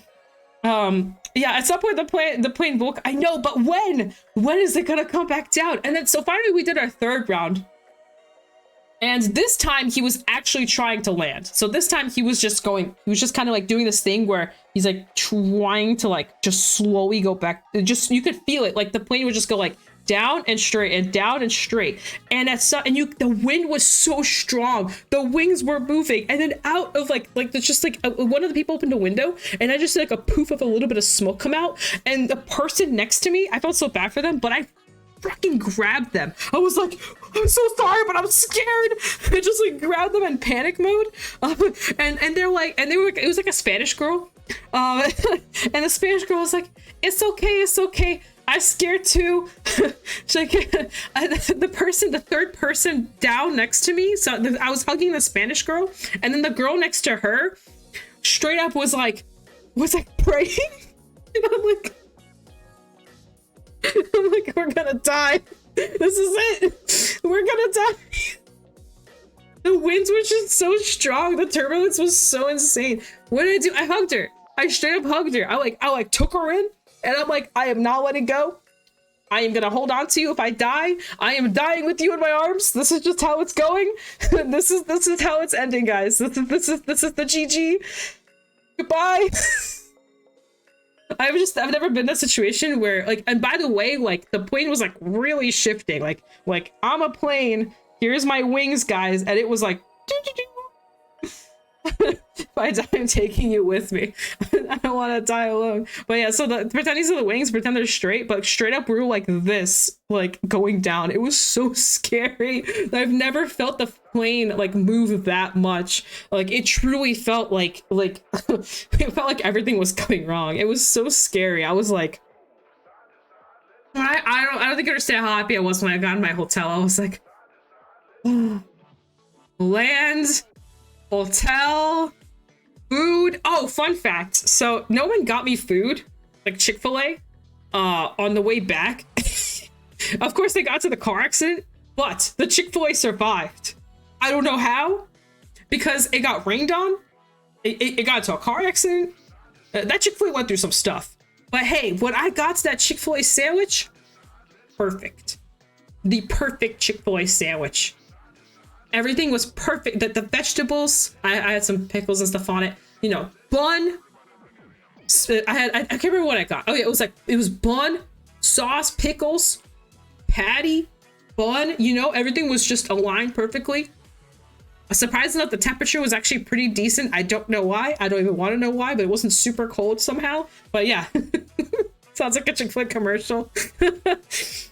I was not on a team with Noman. No, we were just rooming. It was like we were all like rooming together just to kind of help with the prices. But no, he was with his own crew, his usual crew. I was originally gonna fly by myself. Yo, Chick-fil-A, what do you mean it's so tasty? Chick-fil-A is so good. Chick-fil-A is so good. But yeah, I did get my Chick-fil-A somehow through the miracle of like my plane smoking, a car accident, it pouring rain, getting at the hotel at 2:30 in the morning, but it's fine. 2 people in a car accident? No. There was, okay, so the car accident, I wasn't there, so I'm gonna explain this to the best of my orange abilities. So what happened was they were driving in the pouring rain and a car hit them. And then what happened was they went swerving into another car. It was basically how that all went down. So actually it wasn't a 1 car accident, it was a multiple car accident. So it was pretty rough. Yes, my teammate was with Noman, correct. My teammate was in the car that Noman was in. Yes. Yeah, exactly. Now you're starting to understand. Yeah, it was pretty interesting. Yeah. Gotta love it. I love it here. Noman is cursed. I don't think so. Hey, he survived, and that's the second time he got to a car accident in Houston. He was perfectly fine. But yeah. So it was a 3-car collision. If I remember correctly, like I said, I wasn't there. I was supposed to be there. I was supposed to be with them actually, but I picked up. Yes, that's the second time. You can see he actually put it on his Twitter. It's on his Twitter. Yeah, and the same, like literally the joke that he made on Twitter was if I had a nickel for every single time I got into a car accident in Houston, I would have 2 nickels. It's not much, but the fact that it happened twice is crazy, essentially. But yeah, it's on Twitter, so you can actually see it for yourself. But yeah, good old Houston. Let's go. I'm not gonna lie, after all that, though as exciting and chaotic as it was, I don't know if I want to go back to Houston. My brain is like, do I really want another airport experience like that? Like I said, I was originally gonna go eat dinner with them, so I was gonna be in that vehicle as well, which is very, actually, I don't know if we would have fit everybody. I've never seen a car because it's gone now. It's completely gone. Houston's a scary place. Houston is something, I'm sure it's not that scary. I didn't get a chance to sightsee too much, so I didn't get a chance to see sort of like what it all like looks like and everything. I was mainly more concerned for my friends. Downtown Everyone's, we are very safe here. I'm glad. Staying home is comfy. See you soon, Puerto Rico. Puerto Rico was fun. I had a great time, Puerto Rico. I will say, out of all those places I've traveled to, surprisingly enough, this trip specifically probably felt like the most insane out of all of them. In terms of, there was just so much that like just kept happening. It just did not feel like a normal weekend. Like it just never. It was fun. Like I have like a lot of memories and a lot of stuff. Oh, I have a round 1 story. Sorry, it's kind of off topic. Actually, maybe I should talk about my round 1. I was kind of sassy. I was a sass master. I was the sassinator my round 1. Maybe I won't talk about it. I was kind of sassy. But overall, I was very sassy. I won't say who, but my round 1, you know, yeah, basically. People don't realize I'm so sassy. They think I'm like really, I am genuine. Like I am a genuine person, but I'm very straightforward too. And I say exactly what's on my mind. And I don't think people are aware of this. But we beat our round 1. And pretty much like when we got the slip handed to us, the judge gave the slip to my opponent who I just beat. And my opponent was like, well, you guys technically won. And I'm like, we didn't technically win. We won. And I made it like very clear. And Cameron in seat C, I was in seat A, was just dying. He was just like on a whole other planet. He just started laughing. I guess he didn't expect me to say that or something. He was just like, he was just there dying. And the whole day he was like, the Sass Master Orange, let's go. He actually was calling me by my real name, but he was like, the Sass Master's here. But I was pretty sassy that round. I was just, I don't know, we won, you know, like I said exactly what happened. We won. Like what I didn't understand was why it was technically. What do you mean technically? We won. Like, we're starting the slip. The W's in our hands. But that's why I was just mad that he said technically. I wasn't even like mad. I was just confused. I was like, what do you mean technically? I only technically lost because you technically won. Makes no sense. I think the match, so the guy I faced, it was a kind of a steamroll practically. He misrode. I guess I'm not gonna give away all the stuff because in case someone figures out who it is, and I don't really want that. I'm not trying to dox the person. But long story short, he misrode into what he was supposed to ride into, and then I just rode pawn and won essentially. Like it was just like, boom, boom, boom, slap, slap, slap, GG. There was like I was like sitting at 1 damage. You steamrolled, yeah, technically. It was just even funnier that the person that said it was the person that just lost to me. I think if it was like the guy that won, because the middle guy, I think the middle guy was playing VANGUARD. I don't remember. But whoever the middle guy was, he did win his round. So, you know, I wasn't playing Steam mains? No, I was not playing Steam mains. But yeah, that's real funny. I was surprised that seeing those Steam mains list was very surprising to me. I was expecting to see Steam main, like any Steam main results at all. Like I thought Steam mains was like in the ground somewhere, like forgotten in the abyss of like extinction. You know, chilling with Tachikaze somewhere. You know, having a tea party. You know, just normal tier 3 stuff. And then boom, here it is. I will say the deck isn't terrible under Renovate. It's just more like random gacha. It feels more like a gacha deck now. Now because now you rely on Renovate for the bind. Trashing Masachis. I know what I said. But funny how Team League allows us to play with skeletons. Team League allows us to do a lot of things, doesn't it? But yeah, yeah, because the thing about it is you play Renovate, but that means you have to gotcha into a top 3 like several times, which means you could be gotching into triggers, you could be gotching into pieces, you could be gotching into stuff you don't want to see in bind. You know, like sometimes too many of the grade 4 can fall in there and all that kind of stuff. Rishi trash Tachi themselves very often. This is true. I don't like Tachis. I actually have nothing against Tachis playstyle wise. Actually, even playstyle wise, I wouldn't play it, but they're just extinct dinosaurs, and dinosaurs are extinct. It's like a running joke at this point. I just say it at this point because just so I could say it. Dinosaurs are extinct. They don't deserve that treatment. It is very unfortunate that they didn't make it to 0.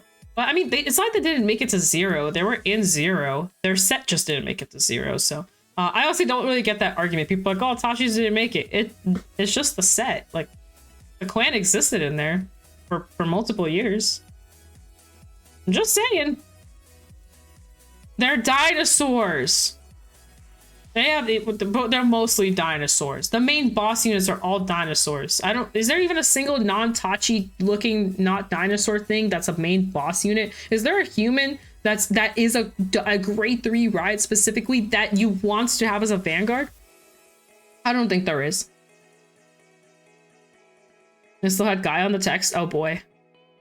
If I remember correctly, in terms of boss units alone, they're all dinosaurs. Specifically boss cards. I am not talking about the side cards because I do know there's some humans in the side card art. There was an old Vanguard? Really? I'm not gonna look into it. I don't know any of the names. I don't know I think the only card name that I know in Tachis is literally Spino Driver. I think that's the only card name that I actually know. Like I could actually look at it and know the name, and if I visibly see it. I don't know what a Gaia is. Is it a bad limit break? What is a Gaia? I'll look it up. Why not? Why not? Why not look it up? Why not party it up?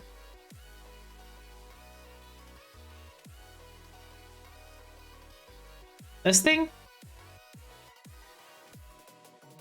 Savage Trooper. What the heck is it?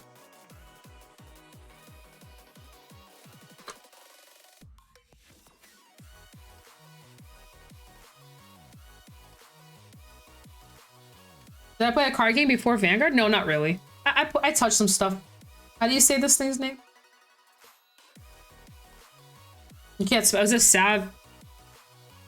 Is it like this? No, it's not like that. It is like that. Okay. There it is. I see it. No, it has to be a boss card. That's not a boss card. It has to be a grade 3 boss card because anytime I've seen people play Tachis, the minute they ride a 3, it's a dinosaur. You know, if you look at this card from a specific angle, it looks very funny. What is this? Is that a head? No, that's an arm. Oh, wait, no, that's a claw. Okay, we're getting somewhere. What is this? What is this a person? I'm like, what you're trying to figure out. What? It's a pole arm? I am not seeing a pole. Oh, it is a pole arm. Dude, so like low key. Wait, what's that? That's the wrong card. You meant the good grade one. Wait, no. Now I'm interested. Wait, one sec, y'all. One sec, y'all.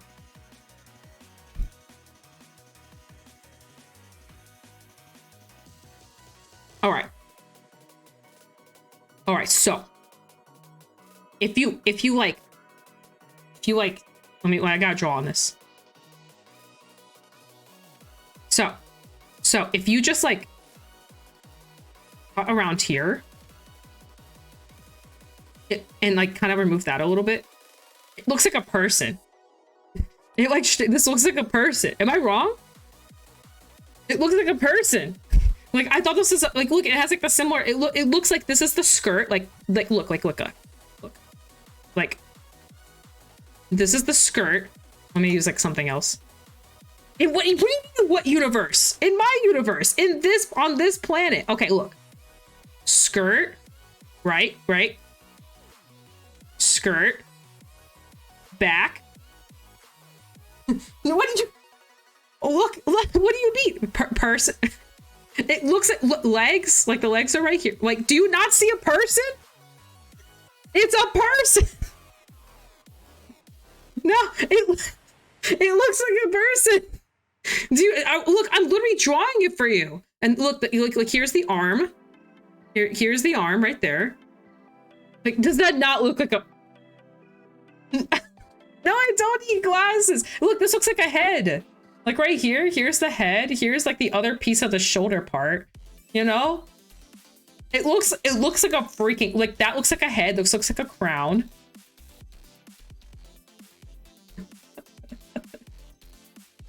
How are you not? Okay, it might just be perspective. I swear this looks like a person. What do you mean it's a stick figure? What do you mean? Look, skirt, legs, you know, arm pieces, head. All right, y'all are. Look, this is a stick figure right there. That's a stick figure. That's a stick figure right there. This is a person. Where's the head? The head's right here. The head's right here. Look, there's the crown. The crown's right there. Oh my god, look, y'all. Where'd that card go? Look, like I can't like point at it. Like but if you separate it all, look, fam. You know what? Y'all just don't get it. You don't get it. It's a person. It looked like a person. Anyway, long story short, going back to the actual card that we were on. Wherever the heck we were a second ago. I lost where we were. Oh, we were right here. I found this. Anyway. Okay, yeah, they're whack, but that's why I was confused because I thought it was a person at first. So like straight up. Anyway, it doesn't matter. Moving on with our lives. I don't know, that's still not a grade 3 boss card that's a human. Still doesn't check. So exactly, stick figures are people too. Savage Hunter. Okay, that is a person. This is also really weird looking art. You're blaming me on the proportions of what we just saw, and you're trying to say that this is any more normal? Look at these proportions. Are you crazy? Are you silly? Hello? What is this? What are these proportions? Anyway, that aside, it is a Vanguard boss card, so this does check. But he is built like a JoJo's character, which is perfectly fine. He can live his JoJo life. Well, this ability is active if you have 4 or more damage. When this unit attacks a Vanguard, this unit gets 5k until the end of that battle. Wow, this is why Dachi's isn't a clan. This is why. You're trying to tell me this was around the same time they had the gold limit break cards? Oh, every clan got one of these? Okay. I was about to say, this is terrible. On rear guard, I guess it's okay. You get a whole ass 2k power. The Clan got one. Okay, I don't know. I wasn't around during these times. I'm a youngin. Okay, look. It's funny to me to see that card in the same set as all this, but I'm assuming that all these guys got the other cards too. Bomber was okay. Oh my goodness, this stuff's so ancient. I do remember this guy's the old Revon. The Fortuna. Fortuna was really interesting to see in Zero because the only time I ever saw her was this. Oh, it's an Eradicator card. I stopped caring. Oh my god. It's Blockade. Dude, Blockade was so broken in Zero. Like the first set. Holy crap, Blockade was broken. Dude, I've actually never seen OG Blockade. This is my first time seeing him like this. Because I think in Zero, he's kind of like a little bit like, you know, he looks a little bit more refound. But in here, that, you know, this is the real deal. God, I'm not gonna lie, old Blockade looks terrible. I'm just hard yeah, I really am. Honestly, I actually really like the Seal Dragons. I actually really like the Seal Dragons. I'm very sad that they're not like a legit deck. Like, let me look up Seal Dragons in general. I actually, it's the one archetype in Kagero that I wish like was actually a thing. I love Blockade. I don't even know why. I couldn't tell you why. There's nothing it does that's crazy. But I actually really like Blockade. I think that the reason why is I think the effect of them being sealed is super freaking cool. Like they're like being unleashed with like full power. I think that's so cool. Like I love the Seal Dragon the archetype. I remember when I first figured it out, like I first didn't process that they're literally sealed away. And then as I started like looking at the art more in Zero, I was like, oh, they're literally sealed against their free will. That's so cool. I thought it was really cool. Like even like the original Blockade, like that looks so sick to me. Like look at it, he's all sealed up and he's just like breaking through with his power. Exactly. Sorry, I didn't mean to be super loud. That's another reason why I actually really like the Seal Dragons, because it's different. It's different and I like it. I really wish the V version was like good because I was actually gonna buy it. I was gonna buy like look how cool that looks. Like that looks so cool. Look at him. But I was gonna buy it, but then you know I read the cards and I'm like, there's nothing here and I don't want to invest in a clan for one deck. Lawkeeper watches over them in jail. Oh, good old Lawkeeper. And I thought it was a really cool. I thought this was definitely like, I can understand playing Kagero for just Seal Dragons alone, but unfortunately they're not very strong. Choose one of your opponent's rear guards with Tyrate. Your opponent looks at the top 5 cards of their deck, choose up to 1, create 2 from among them, calls it to rear guard circle, and all your opponent's auto abilities do not activate from this call, and if they did not call, you counter charge. Oy.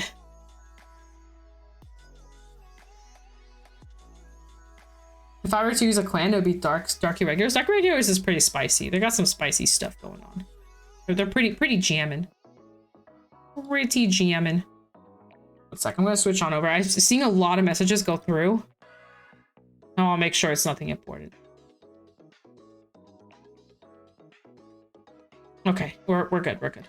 Sometimes people message me, it's actually like stream related, and I miss them, so I've been trying to do a better thing of like actually looking at them. But I forget. Wow, my internet is either really bad or these are... I've noticed, I don't know about y'all, but I've noticed with TCG Player recently, like this has been happening a lot. I think it's like the way the cards are loading or something. Syncard is pretty fun to play too. Syncard is very fun to play. I like Syncard. I did play the V version. The reason being was... oh wait, no, I'm thinking about... Are we thinking about the same Sanctuary? Sanctuary Guard. Oh, were they... Oh yeah, so I played this version. And I played this version in Zero because I really like the ride line. I'm very sad that this deck never got like actual support. Like it never got like support past like this pretty much, or it got like a couple like cards here and there. There was also a the ride line. Was it it might have been this, or was it it was like the light ride line or something like that? I don't remember. There was some really weird ride line. You like ride the grade 1 and then search for the 2 and then go into the 3. It was really good at Zero actually, surprisingly enough. But I can't for the life of me remember like the exact card name. Maybe it was in this. Oh no, this is a revival set. Never mind. In V, it had a moment though. It was like actually doing well. Oh, this is a trial deck. Oh no, it is this deck. Yeah, it's this one. Yeah, this is the one. In Zero, this thing was nuts. Pretty sure it's this one. That or I ran weird cards. No, it was not this one. What was it? I don't remember. It was like I was like a ride line. There's a 1 and a 2 in it. And I don't remember what, and actually no, there was a ride line starter too, so it wasn't this. Actually, let me just see if I can find it. You think if I look it up in deck log, I'll find it? The deck in G sucked ass to play against. Oh god. Premium.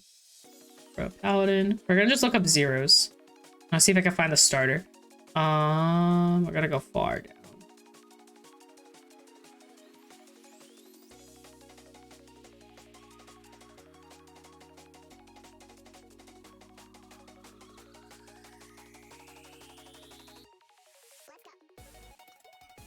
Why is there so many starters? It was this guy. It was this stuff. The Sanctuary of Light. I liked this. This was cool. This in Zero was super fun. You see Sanctuary. Oh my god. Sanctuary of Light. There we go. Finally found it. I don't even know what this did in the TCG. If you have a card named Sanctuary of Light and you sold this unit gets +1k, when a grade 2 Royal Paladin not named Sanctuary of Light dimension rise this unit, if you have a card with blah blah blah and soul, like a top 7 cards for your deck. And so yeah, it's pretty much you just go through the ride like you normally would, and then you would ride into the everything else. Yeah, I know exactly. This will say it never got support. It literally never got support. When this unit rides a card named Sanctuary, if you have a blah blah blah, search your deck up to 1 Sanctuary of Light, call to rear. Yep. And then the grade 3. Carablast 2, Soul Blast 2.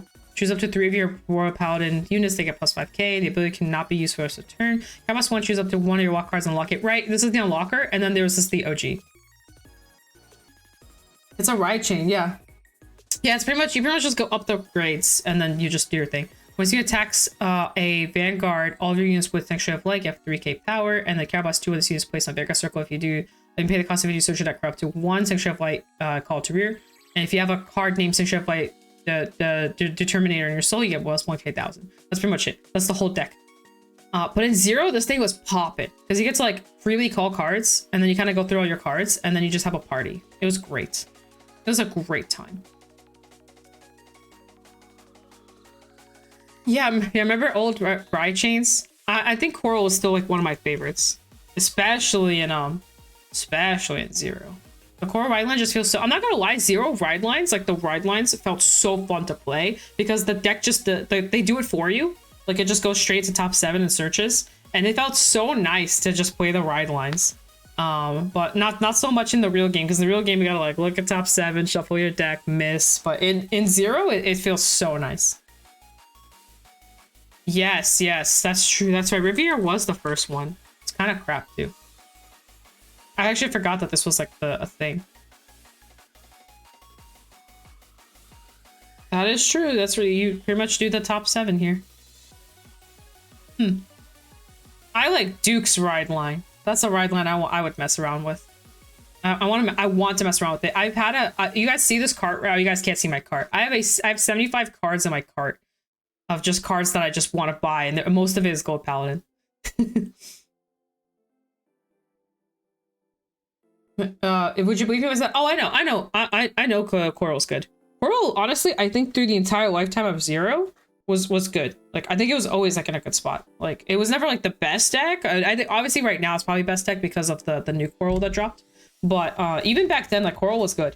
Like, I don't think the deck was like ever that bad, to be honest with you. It wasn't like, you know, the best deck to take. There were definitely better options, but it had its moments. I played it a lot.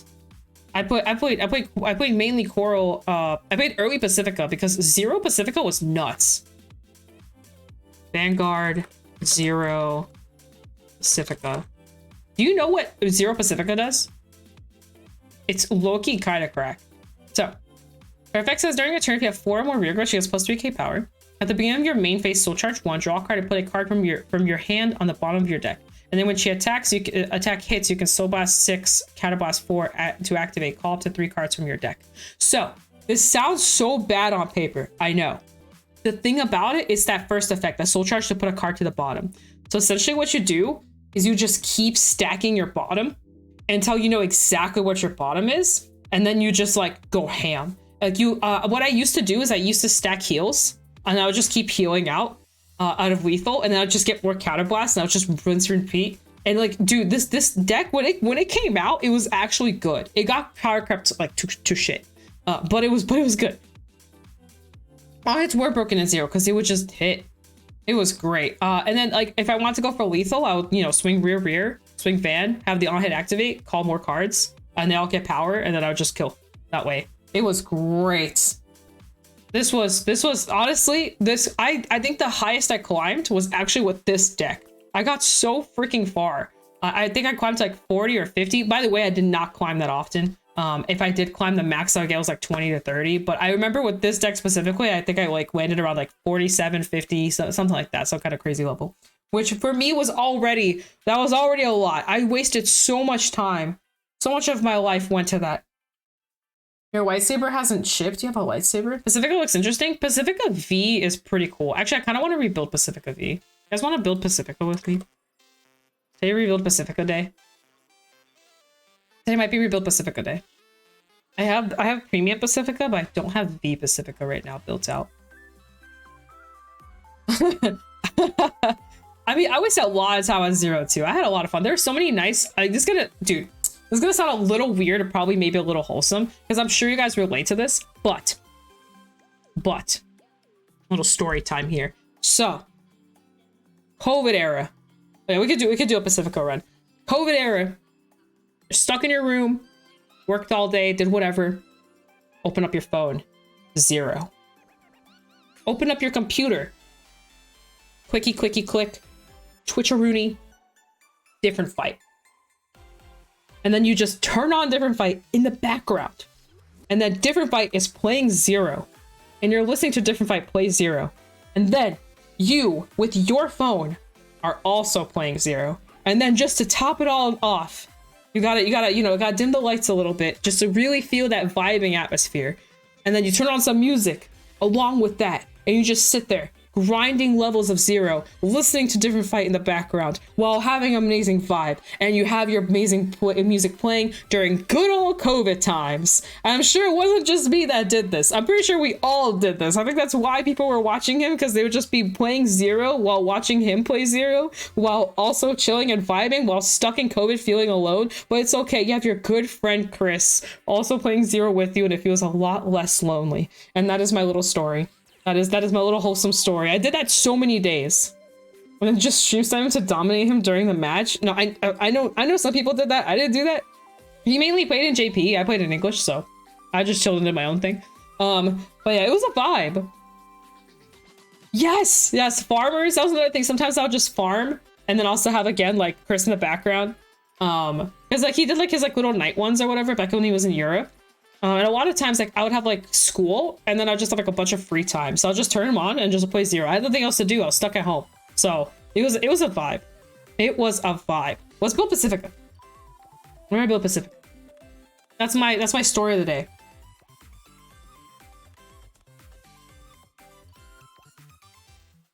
All right, it's Pacifica time. I'm gonna think about it a little bit because it's been a hot minute since I built this deck, but we're just gonna go through it. Bermuda Triangle. Where are you, Bermuda? Bermuda. There you are. All right, Pacifica. So obviously we need Pacifica. So we're gonna grab Pacifica. I think we need one Ursula. So we're gonna grab one Ursula. I'll think about Damage Girl here in a sec, so I'm gonna put her in. Yeah, I'm making... We're building Pacifica. We do need a searcher, so we'll go grab our searcher here. And then we also need Best Girl, which is this. This is the best card in your deck. It's a great card. I'm not really a fan of this bouncer. She's kind of iffy. This one's good. This one's a vibe. And then let's see, what else do we need? Let's get Aqua in here. Aqua. I'm thinking about Aqua and Syria. I'm not 100% yet, but let's get Aqua in here. Syria. I'm probably gonna move this around. This is just like basic skeleton stuff, and then we're gonna start shifting. I am gonna get some triggers. So I remember I built a really wild soul charging deck, which actually worked pretty well. I suppose I said that wrong. Which actually worked pretty well. Field Guardians. I would do something like crit, that, crit, ball. Maybe something like that. That's how you got in. You just messaged Robbie and it was like, I want to get to Vanguard, what do? That's a really valid way to get in. Let me confirm my deck and see what we got going on. Okay, cool. We need more stuff to make us do more things.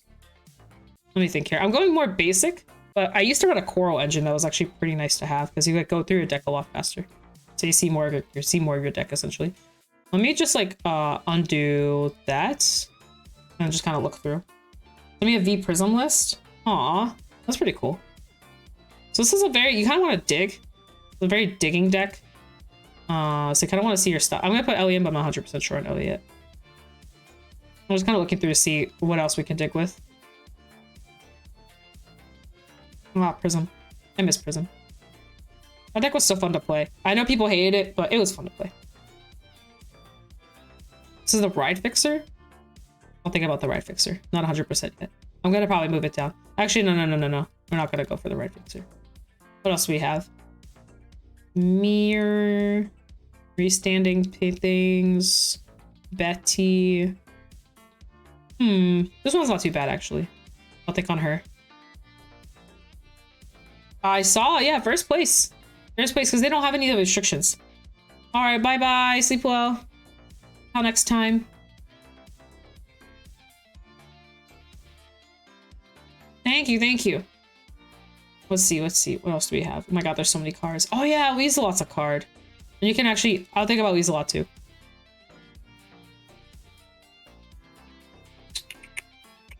Oh yeah, this is important. We'll talk about this later. That's an important card to have. She's actually, I would say she's practically a staple in this deck specifically. Thinking on this. I know I have over 60. I'm just looking through right now. Just make sure I didn't miss anything too important. Oh yeah, we need a starter, don't we? I don't think I'll put a starter in. All right, I think that's all of them stuff from promos, but I don't think there's anything in Promoville. Oh wait, no, there's more. There's more of these. I don't think there's anything in here that's like too of use specifically for Pacifica, but I'll look through it real quick. There might be something, you never know. You never know. Yeah, I think that's everything. Okay, cool. So, and then there's like some of the promos in the back, but none of these promos actually help Pacifica. Oh yeah, there's this soul charging card that I was running. Let me think about that card too. Okay, so let's fix it up a little bit. Oh, whoops, that was not me fixing it up. Okay, so we're gonna take out probably this. Weaselot can go to 2. That can go. This can go to 2. This not. We don't need Ellie. Oh, cool. That already fixed a lot of our problems. Cool beans, cool beans. I think the Soul Girl is actually pretty good. Boom. Wow, that was fast.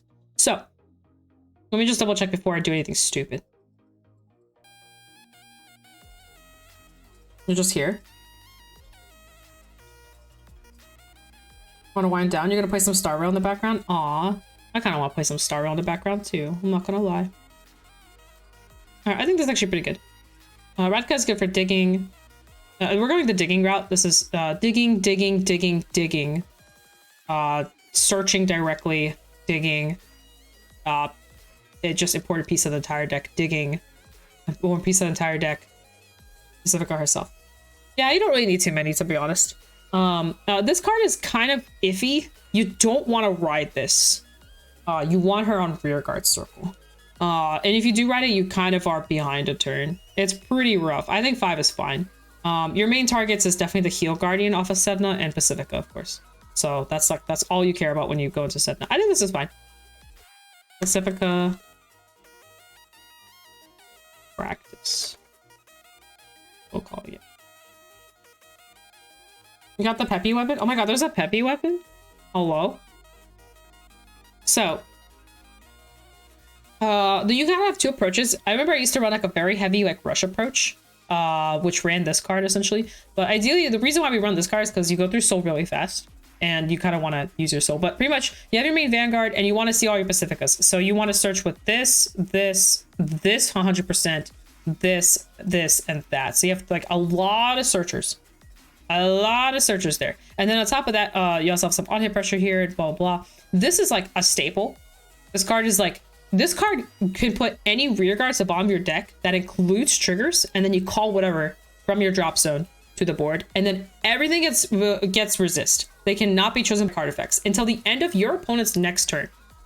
So it's pretty wild. So you have like you have a turn restriction for like a hot second. So your opponent just can't touch your cards. Which is important because you don't want Pacificas to be touched. If you lose your Pacificas, you kind of lose the game. So she's very important. She also gets boost to everything, which is also pretty huge because that means your Pacificas can boost. Everything can boost. And you want the Pacificas on the board to do stuff because her effect literally says you have to have 3 Pacificas on rearguard circle. Does not include the Vanguard. And you Soul Blast. So you get 10k a drive for 1, you get a force mark, you get 2 force markers for 2, and then for the third one, you get a 3-card turn guard restrict. It's only 3 attacks though, so it's pretty rough sometimes. But you do have a turn guard restrict, which is very nice. I've actually thought about running the Restanders and then having the Pacificas be in the back, but it's really awkward, but it's something you could experiment with. Since you do having the extra attacks is pretty nice because it's a 3-card guard restrict turn. So yeah, but ideally this is a searching list. So this list is all about finding the Pacificas and just getting the effects to go off. There's multiple ways I think you can kind of approach this. I really like the Quarrel build I made a while back. It made it so that way you go through your deck really fast so you see all your stuff. I run this card because of the soul effect, but also like on ride she pops out, so she's just like a really good aggro for early game. But the soul charge is pretty nice. So, but you can take this out and honestly run like the other searcher. Whatever the other searcher's name is. Wait, Qual? Yeah, put her in because this Soul Blasts. This Soul Blasts. This Soul Blasts. You will go through your soul pretty fast.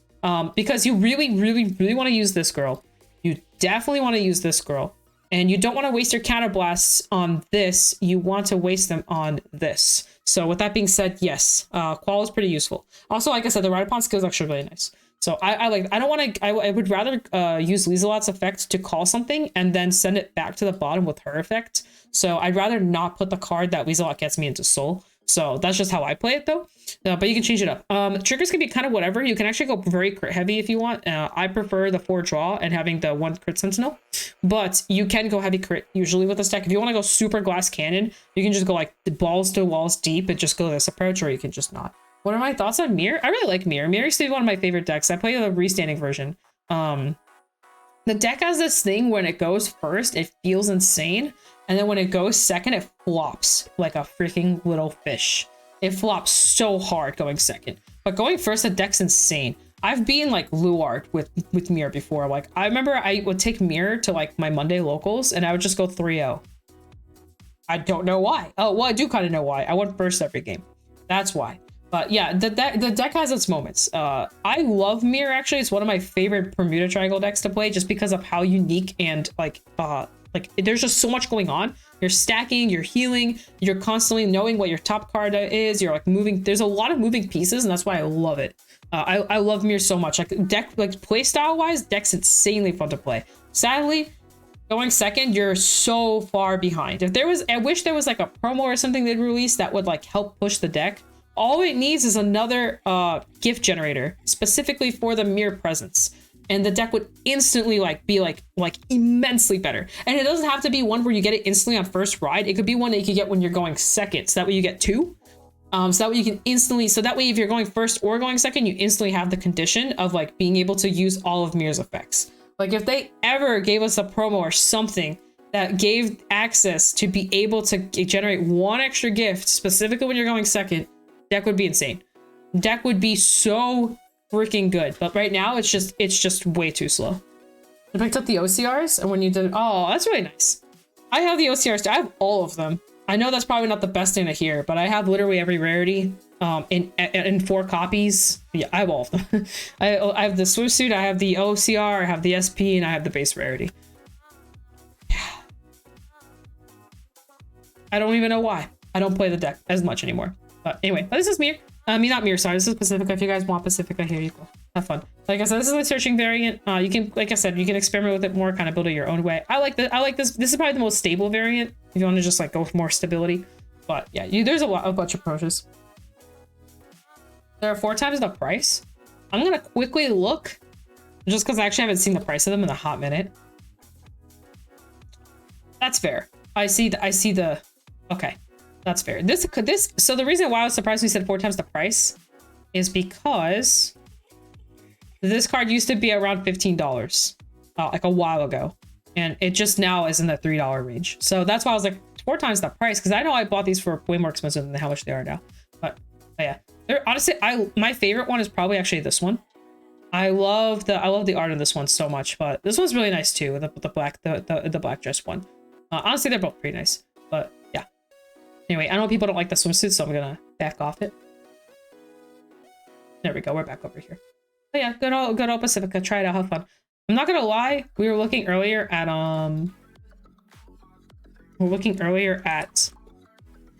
Pacifica. Something caught my eye. Something caught my eyeball. This is $100 right now. Only $100 right now. I really want it. I think I own exactly 3 right now.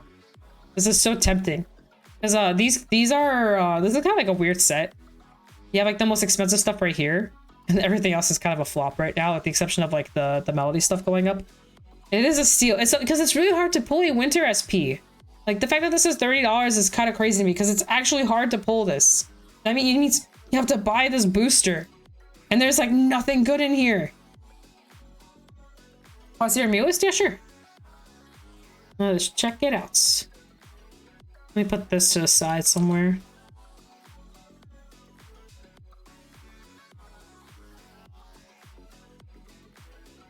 Sorry, I usually have a space for my deck lock. That's what I'm doing right now.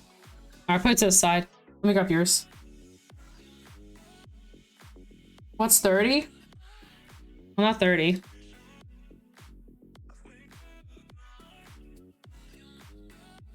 Okay. Oh, you're running the... Huh. That is unique. That is a very unique mirror list. You're running the revival package. Huh. I have never seen it like this before.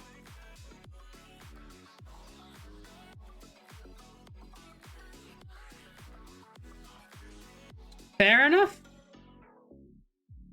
Fair enough. That's actually very... I've never thought of it like this. That's actually pretty unique. I like that. That's one thing I love about Mirror. Another thing I love about Mirror. It's so flexible. You can build whatever you want to build in it. That's pretty cool, actually. I like that a lot. So essentially, you're pretty much you're fixing Mirror's weakness, which is sometimes you just don't have rear guards, and you just go off of what you call, essentially. That's actually really cool. I like that. I might actually try it out. It's very spicy.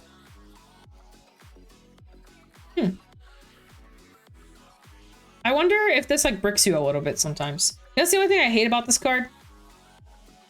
You know, sometimes it just bricks you because you just don't see it. But otherwise, yeah, I like that. You play for the long game anyway, so it's actually not that bad. The only thing is the soul feels a little heavy. The only thing I would personally change, just personal thoughts, I would bump this to 4 and put this to 2. Just personally. I know Seth is like really useful, but this soul seems really heavy. Because you're soul blasting 2 for this. If you ride this, you're soul blasting this. Mirror soul blasts. That's a lot of soul. That's a lot of soul. And especially if you like use this more than once. But otherwise, it's pretty good. There's good about chunk of digging. Yeah, I definitely see the digging. But between this, obviously the drawing and calling off of this draws and calls for you so you can fix your stuff. And then, yeah, and then it leaves a lot. Yeah, I definitely see the digging. Yeah, that's not too bad. Actually, I'm not even gonna lie. That sounds interesting. But had to order promos. Oh, okay. Oh, gotcha. I was gonna say, I feel like you want the soul. This is my favorite card. I love this card. It's just so simple. Draw card. I love it. Great stuff. And yeah, this is yeah, I like this too. I like the ride fixer. The only thing I don't like about the ride fixer is that like once your grade 2 turn is done, it's just such a dead card. But prior to that, it's so good because you really want to... One thing I like about this deck a lot is you're not going to G-assist usually. Usually there's no G-assist issues because hello, and then hello, my darling. This card just straight up says Soul Blast to get your ride target. I love it. Mainly there to hit Petra. That makes a lot of sense. The only thing that sucks is when you ride one of the Petras, it means you have to have to draw into the other ones for the Garter Strip. That's something I found out. Like, there are games where, like, I just don't see her in time, and I rode one. And I'm like, well, there goes that. But honestly, I'd rather do that than G-Assist, so. And I really like this list. I like this list a lot, actually. It's spicy. I built mine. I don't know if I have a list on me right now. I think I have some of my old lists from like forever ago. But I built mine towards the restand. The restand approach. I pretty much kept it pretty simple, but I went for a restand. I think I have the deck right here, actually, but I guess we're building a mirror deck too while we're here. Mirror. Oops, that's just me. That's ear. 1, 2, 3, 4. 1, 2, 3, 4. 1, 2, 3, 4.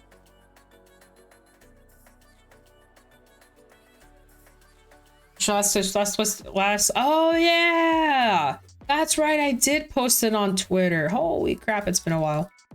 I did do that. I don't remember what's in there, but I believe you. I'm just gonna randomly put importing cards in again. I don't remember what exactly I had in there. I'm just, don't mind me. We're gonna fix it up. But I did do that. Holy crap, I totally forgot. I'm glad someone remembered. But yeah, I think it's the last time I like really touched it. I remember I created a Highlander list at some point because I really want to put Q-Tire in just because why not? We're back to throwing cards in, don't mind me. I don't think I ran this. If I remember correctly, I didn't run it. Oh yeah, I got the package there. Got the good old package. Package-a-rooney. What are my triggers looking like? Terrible? Yeah, I figured. Blah, blah, blah. Oh, wait. Let me fix it up a little bit. You can go to 2. That's right. I did have a Ratka list. Oh, now I have what? Okay, cool. I think this is more, I'm thinking I'm going more base here. But essentially, for long story short, I ran for the restander. I pretty much ran the restander and I would just push for the restander. And I had the double on hit going. Sometimes I made this Ellie, and sometimes I made it this. I just kind of jumped around. I like this more. I think it's something like this. I think I might have ran the Soul Charging Girl at some point, but yeah, basically something like this. Pretty much your win con is just go into this, go force 2 and just call this out, and then just swing twice. You're good. You're good. I kept it pretty baseline. I think I made adjustments along the way. I think it's really just this. I think I ran Syria too at some point. I don't remember where I slotted her in. I think I kept moving back and forth between Aqua and Syria because I couldn't figure out which one I liked more. I'm trying to think if maybe I can just say screw the Lees a lot. Just put it like that. I kind of like that more. Because, mirror. Yeah, I've changed this list so many times. Yeah, Ring of Serenity are just great. I think it's something like this. I kept it pretty simple. The list we saw was definitely more wild, but yeah, just straight up, ride up, restand, and kill. Because you know you can. But yeah. But the downside with this list versus the list that we saw here, I don't have a starter. I knew something wasn't right. There's something missing.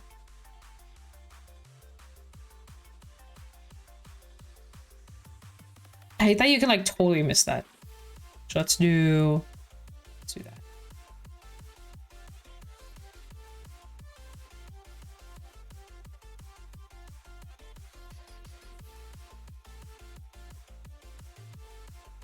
There we go. Much better. Cool. We have a starter now. Anyway, yeah, just dig. Ride up, call, swing. Essentially. On hit. Pressure. Oh, you're fine. I forgot my starter. And then I put it back in. But I kept it more like this, and then what I would do is I would change up the ratios in here. Like mainly like this might change, this might change, this and this might change, and then this would turn into Ellie. Sometimes it would be Helga. I changed it up. I kept it way more simple. I'm pretty good. How are you? I do remember I built a Highlander list at some point. I built Q-Tire, and I put Q-Tire behind Vanguard, and I did some like weird shenanigans with that, but it was a little bricky. I ran like Betty and all this other stuff.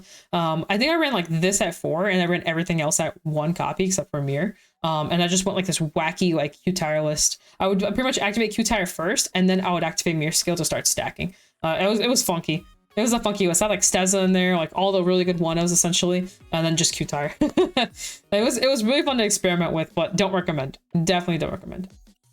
But yeah. Can I challenge people to Vanguard matches? Yeah.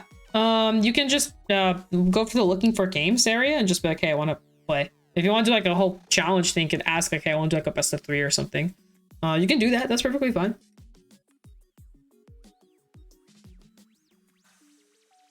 Oh, Yuki's like, I'll play. Never got a chance to play in real life. Oh, you mean like that? I mean, I don't know about that. I would be like, you can, if you're friends with people close enough, I guess. You definitely can play. Like, it would be remote, but you can play with them like that. Anyway, that's fun. Little mirror. Here's mirror. It's more baseline mirror. Not as crazy as this list, but... You're too nervous to join? Oh, I'm sorry. Yeah, there's a lot of people. They're all really nice if it helps. But yeah, there's a lot of people that kind of roam through the calls quite a bit, so... I'm sorry. Sorry, a little nervous. It's okay to be nervous. Alrighty, I'm running out of things I want to do. Ugh. I am a little tired. All good interaction is scary. Aw, it's okay. You're mean? Yeah, Fuzzy's so mean. Fuzzy's always in the call, and he's just so mean. He's just the meanest person ever. And he's always in there being mean. He's just bullying people left and right. Bullyfuzzy.com. How did you guys know? Oops, I just left my chat. Okay, I'm back. Alright, I think I am gonna keep it a little short this time around. And that's mainly because I gotta do some other stuff too. I'm playing catch up. Don't mess with me. Yeah, he's just so strong. He's gonna fight you. Are you going to the BSF? Yes, I'm going to Chicago in like a week and a half. I really need to get my tickets. That's actually another reason why I need to get off stream today. I need to go do that. I also need to eat food. I haven't ate yet actually. Or I haven't ate recently. But yeah. I'll be in Chicago and that's my last one. I'm donezo after that. That's big Dunzoville. But yeah, I'll be there. I'm playing V and D for D's nuts. Thank you. Hopefully nobody gets into a car accident or nothing crazy happens and the world doesn't explode and it'll be just a dandy old time. I really like the flight there. It's usually very relaxing. It's very fast too. So you know, just there and back. Just hopefully everything goes pretty smoothly, but I'm really excited. I'm really excited. I like going to Chicago and I'm finally going to meet some really cool people there too. So I'll be doing that. You want to test my archive build for real? Wish you could go to more than one. It's fine. It is kind of expensive to constantly travel. So like, I get it. It's costly. Like it's not cheap to constantly keep traveling, especially since the price support isn't like money heavy, right? So like, I get it. I get it. Don't worry. I just travel because I want to. Like, I just like traveling. I just want to explore. So, I'm excited for Chicago. I should take like an extra day off so I can actually like explore and wander around. So, I'm really looking forward to it. I'm like really excited. Yeah, I still need to buy my tickets. I'm probably gonna go do that now. Alrighty, I'm gonna let you guys be for today. I want to stream this Sunday, and I want to play Honkai. So I'll do my best. And maybe not get caught up with everything like I always do. Maybe I'll stream this Sunday. I am testing in between everything too, so. No, I understand. It is costly. It is definitely costly. So don't worry. Yeah, Honkai is so good. I'm probably gonna buy my tickets and probably go play Honkai today. Did you put? No, I did not. I pulled a dude, ice dude. He's like skinny, kind of short. Has like a sword, and I pulled Bronya, but that's about it. Do it for Peppy. I will do it for Peppy. I really want the Peppy thing. I am starting to catch up. I'm like slowly starting to catch up through all this stuff, so I'm actually really excited. Did not do that. I guess we'll hit Kyobi up. He's playing Splatoon. I will hit up Kyobi.